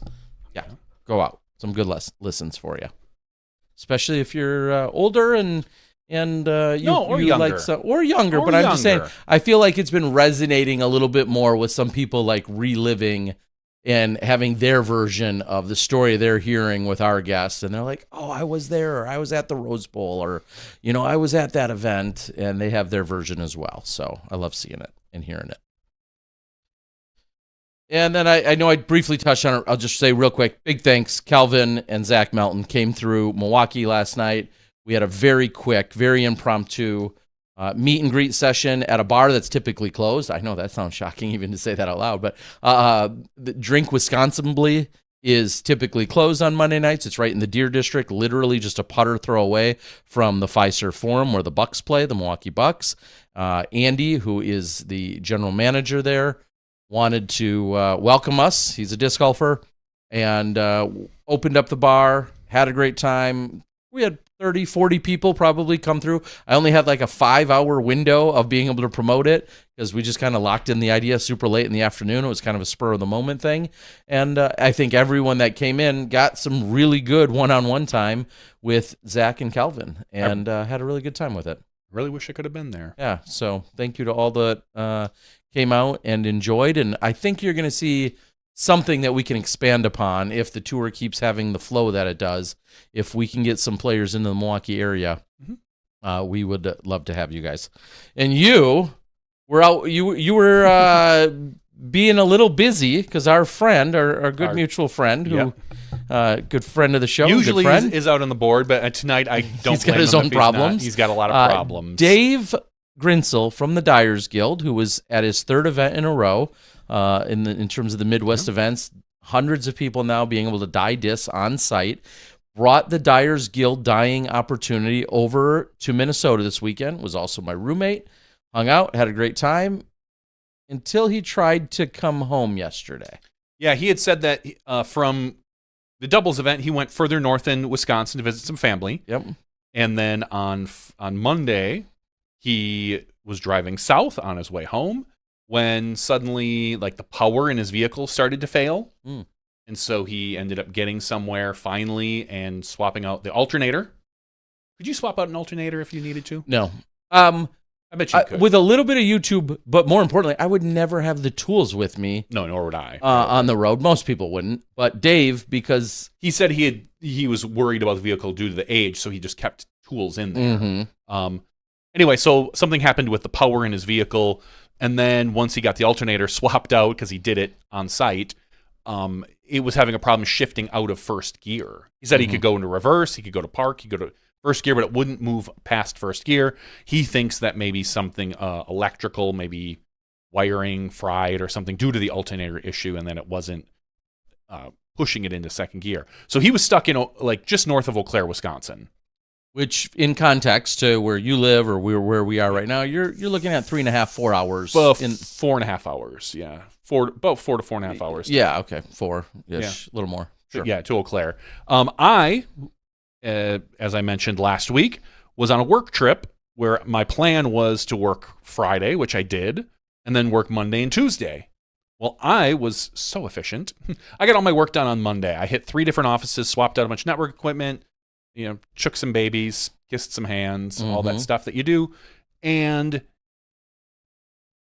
I was in Northfield, Minnesota, which is about 45 minutes south of the Twin Cities. That's one of our, not quite our furthest south office, because I think Rochester is technically a little further south. But I was driving home, and I had even mentioned to Terry, I said, I don't know if we're going to get the podcast done next, on Tuesday because of work and then the drive time, and it all depends on what happens.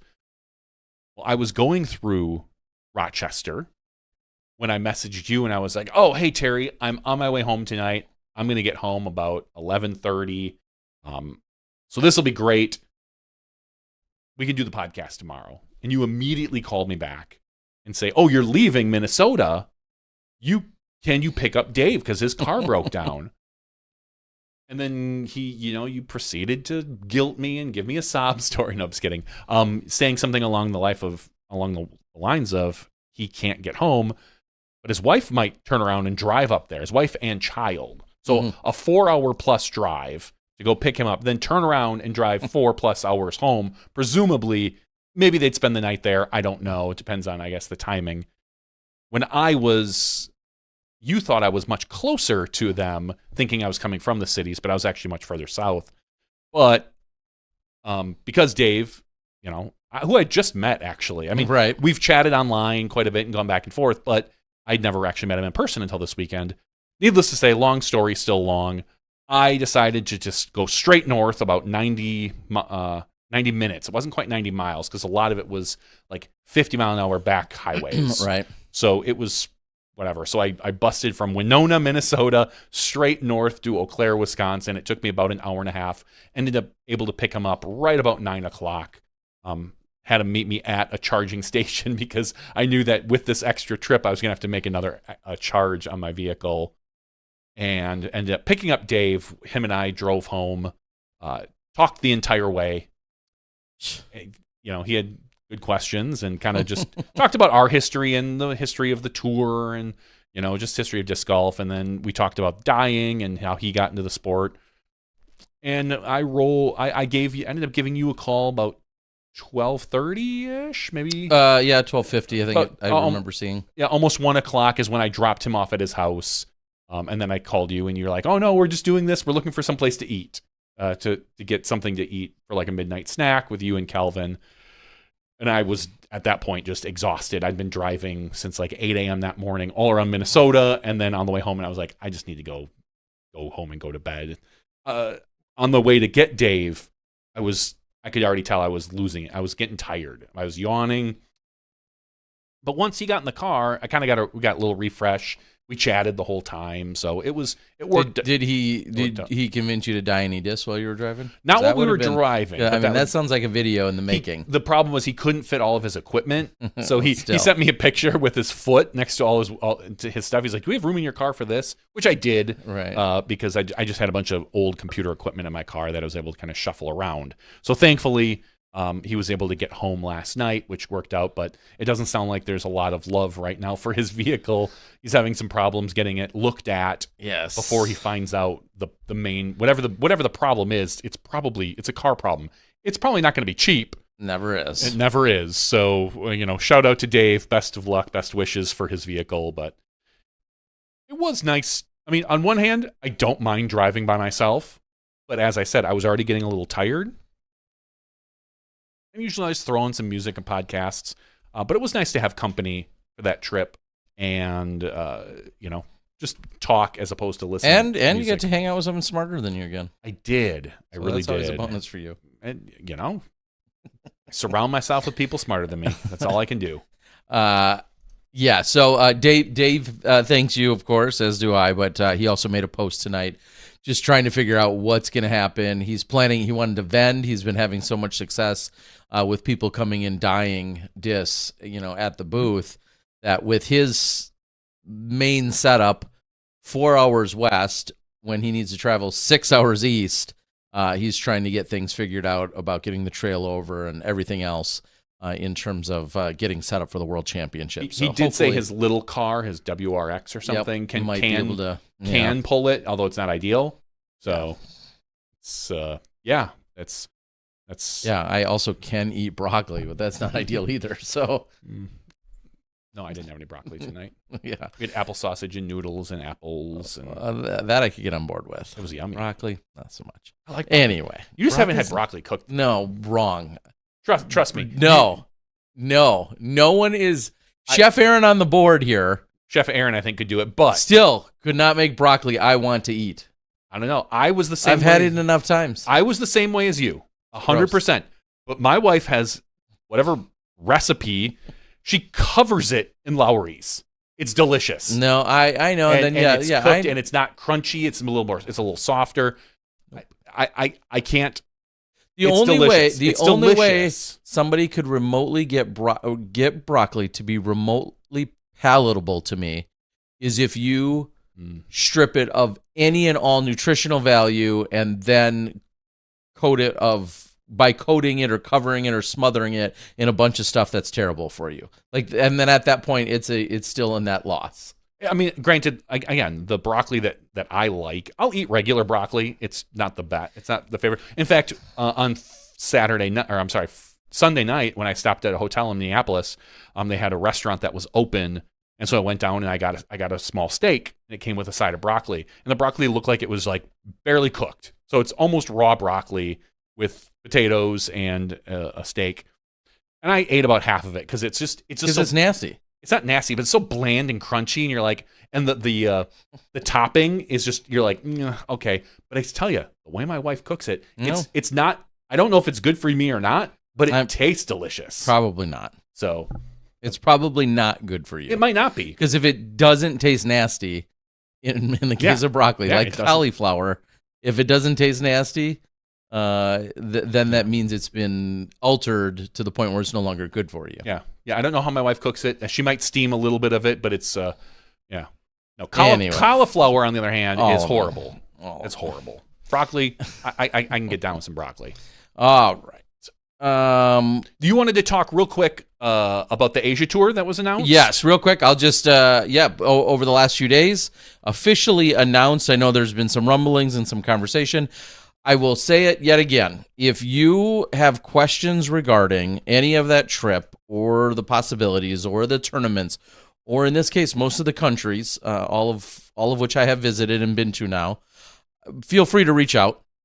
Someone made a phenomenal suggestion to me in Des Moines and said, "Hey, Terry, with as many times as you go there and as much as you talk about it, you should just release a video about all the things you should know." And I don't have I couldn't release a 12-hour video of all the things you should know. Is it just should know about traveling or should know about disc golf and traveling? I think in his case, he was referencing the tips and tricks and some of the things you should know about coming to Asia for disc golf. Okay, that makes a lot of sense. I feel like I could give a lot of great bullet points that get you on the right track for sure, and I'm happy to do so.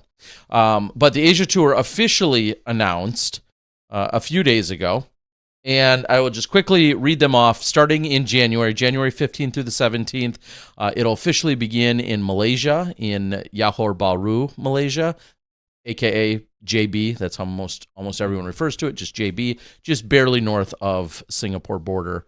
Then it goes to the Bangkok, to the Siam Open, which is a weekday event. So just like last year, the event will get played on Tuesday, Wednesday, Thursday, out at this beautiful golf course, multiple courses, and Lakewood Country Club is the name of it. And I'll be the first to say, just like all the players, usually you think golf course, boring. Not the case here. A lot of people loved it last year, and I think it'll be just as good or better. The following weekend, we will see the Samui Swine Classic, which I myself will be your tournament director for. That's on the island of Samui in Thailand. So you go from Bangkok, you take the little 1-hour flight, which is the best way to do this. Do not try and take the 12-hour bus and ferry thing unless you're looking for a crazy adventure. Take the 1-hour flight onto Samui. You'll be good to go. So join us there.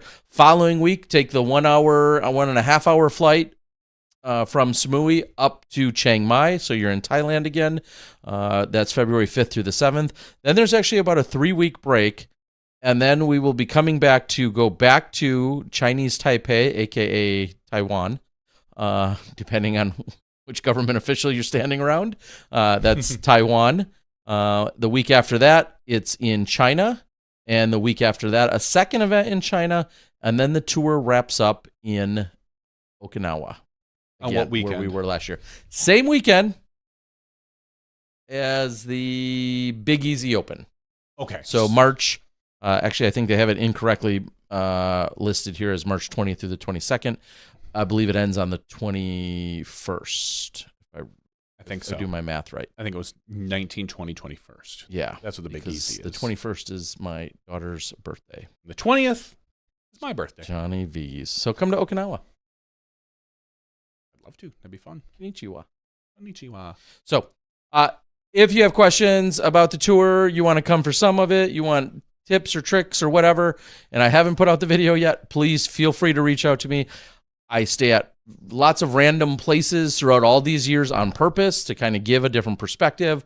I can talk to you about budgeting. I can talk to you about travel, a few of the basic do's and don'ts, things of that nature. Clearly, I am no certified travel agent, but how to end up in Thai jail, yeah, how to get out of Thai jail, how to avoid Thai jail. I could still write that book. Okay. For that chapter. You can right now. For now. You've avoided Thai jail.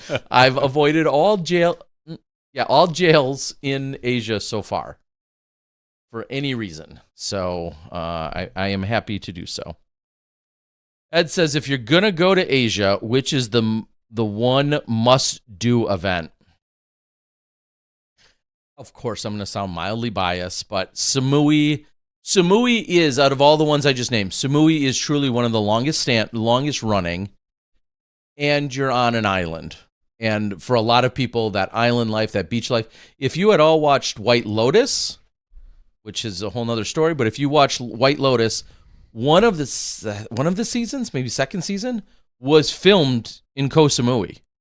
So if that gives you, if you're a White Lotus fan, I think it was the second season. I haven't seen it.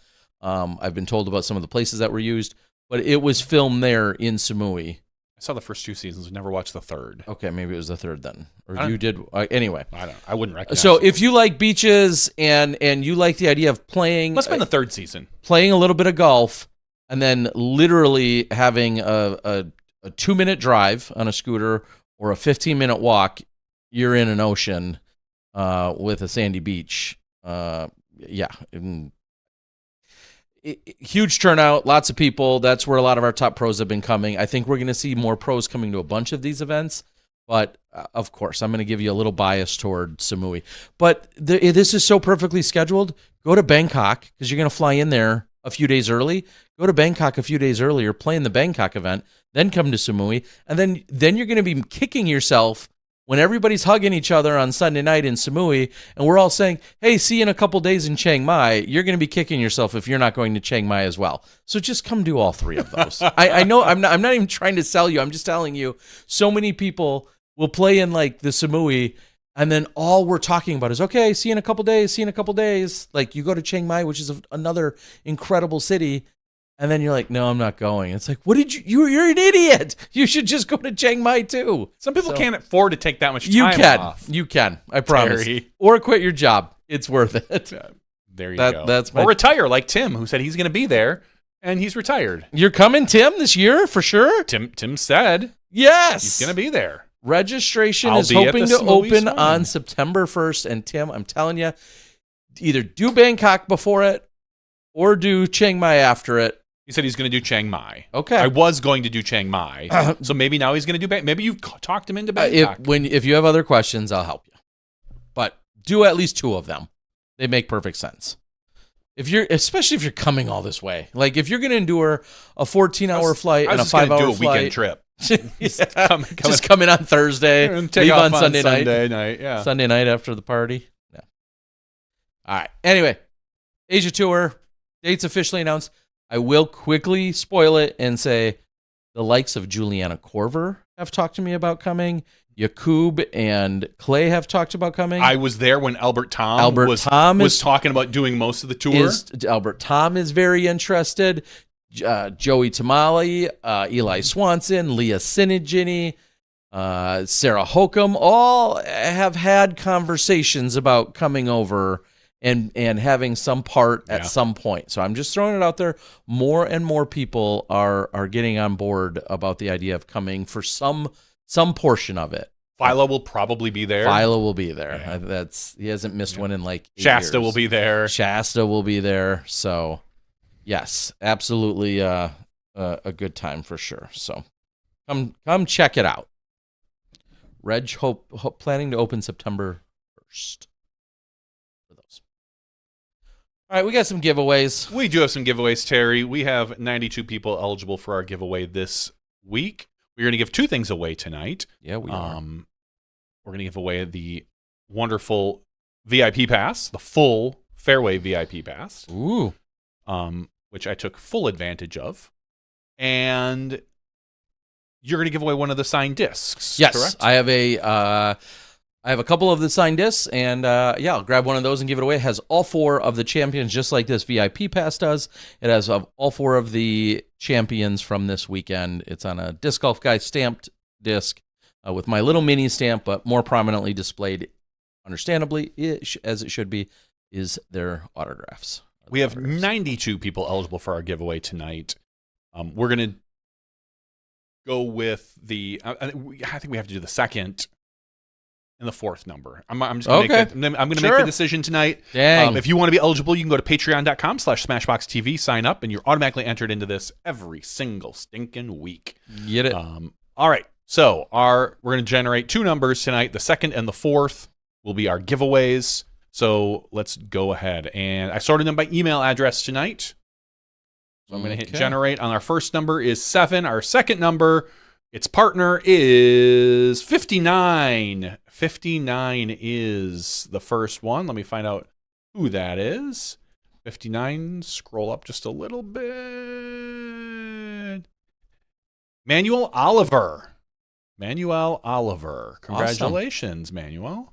Congrats. That's awesome. So now I got It's a name I haven't heard in a while, so congrats. Yeah. Maybe even ever. So awesome. All right. So let's bring back up the random.org page. We're going to generate 2 more. 68 and its partner 79. 79. Scroll down a little bit. 79 is 2 Chains. Nice. Congrats. 2 Chains. Out of Omaha. Heck yeah. 2 So- Chains. Yeah. So those are our 2 winners tonight. I mean, it was a doubles weekend, so 2 sounds appropriate. It's a good weekend. Okay.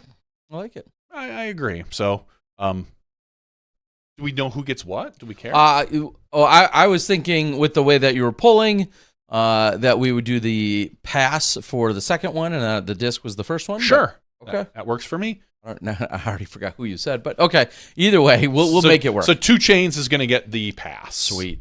Love it. Signed pass from both winning teams. All right. I think that's about it.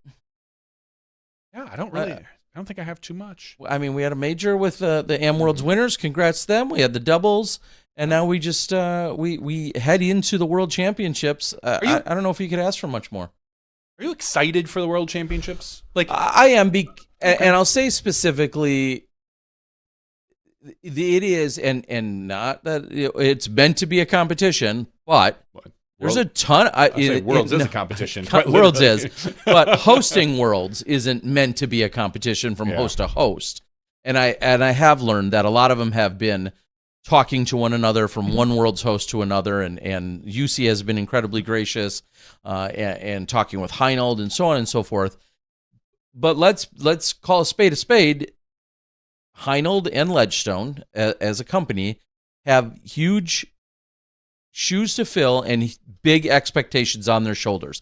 And I feel like so far, their continued hype and delivering of seeing, just as recently as today, seeing these massive structures erected, seeing adjustments made on the course in terms of sight lines, seeing the infrastructure that is being put there, they're clearly prepping and they know what's at stake, that they want to follow the Worlds in Finland with a show that's as good and a production, so to speak, as good as what we saw in Finland. And as of right now, it seems like they're on pace. And I almost hate to say all of that in the sense that, like,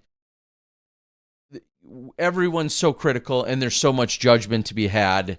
And we know that they won the bid because they put in a bunch of work and they were, trying to put in, an effort to have the best Worlds possible. And every Worlds is trying to do better than the previous. But there's just an extra pressure of coming off of our first international one in all these decades, our first European one and everything that it was. And then we had the battle that we did, especially on that FPO side, even more so. There's just a lot to live up to. And so far, the indicators are showing. So let's just hope there's not some, for lack of a better term, some major faceplant moment where something is overseen or there's something that muddies the waters or taints it in any way. Yeah, the one thing everybody is always worried about is weather. Of course. That's, I don't know. It's a week plus away. It's 8 days away? Yeah, roughly. Yep. Roughly 8 days away. So I'm not even going to bother looking at what the weather is doing. But that's obviously the big concern usually from the on-site people. But the more and more we blow this up, the more and more things can go wrong as well. So there's, I trust that Nate Heinold, who has run Ledgestone and has run phenomenal events, will continue to do that and has thought of, I don't want to say thought of everything because that's the exact thing you don't want to say. And then something goes wrong. And how did you not think of that? You said you thought of everything. Right. But I have faith. I have a lot of faith in Nate Heinold. I'm not feeling the World's hype yet. I don't know.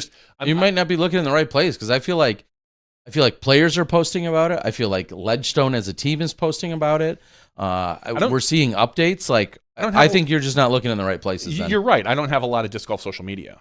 I don't follow the way I keep up is I go to Instagram and I scroll through most of the players I follow on Instagram. And it's like, all right, cool. What are you doing? All right, awesome.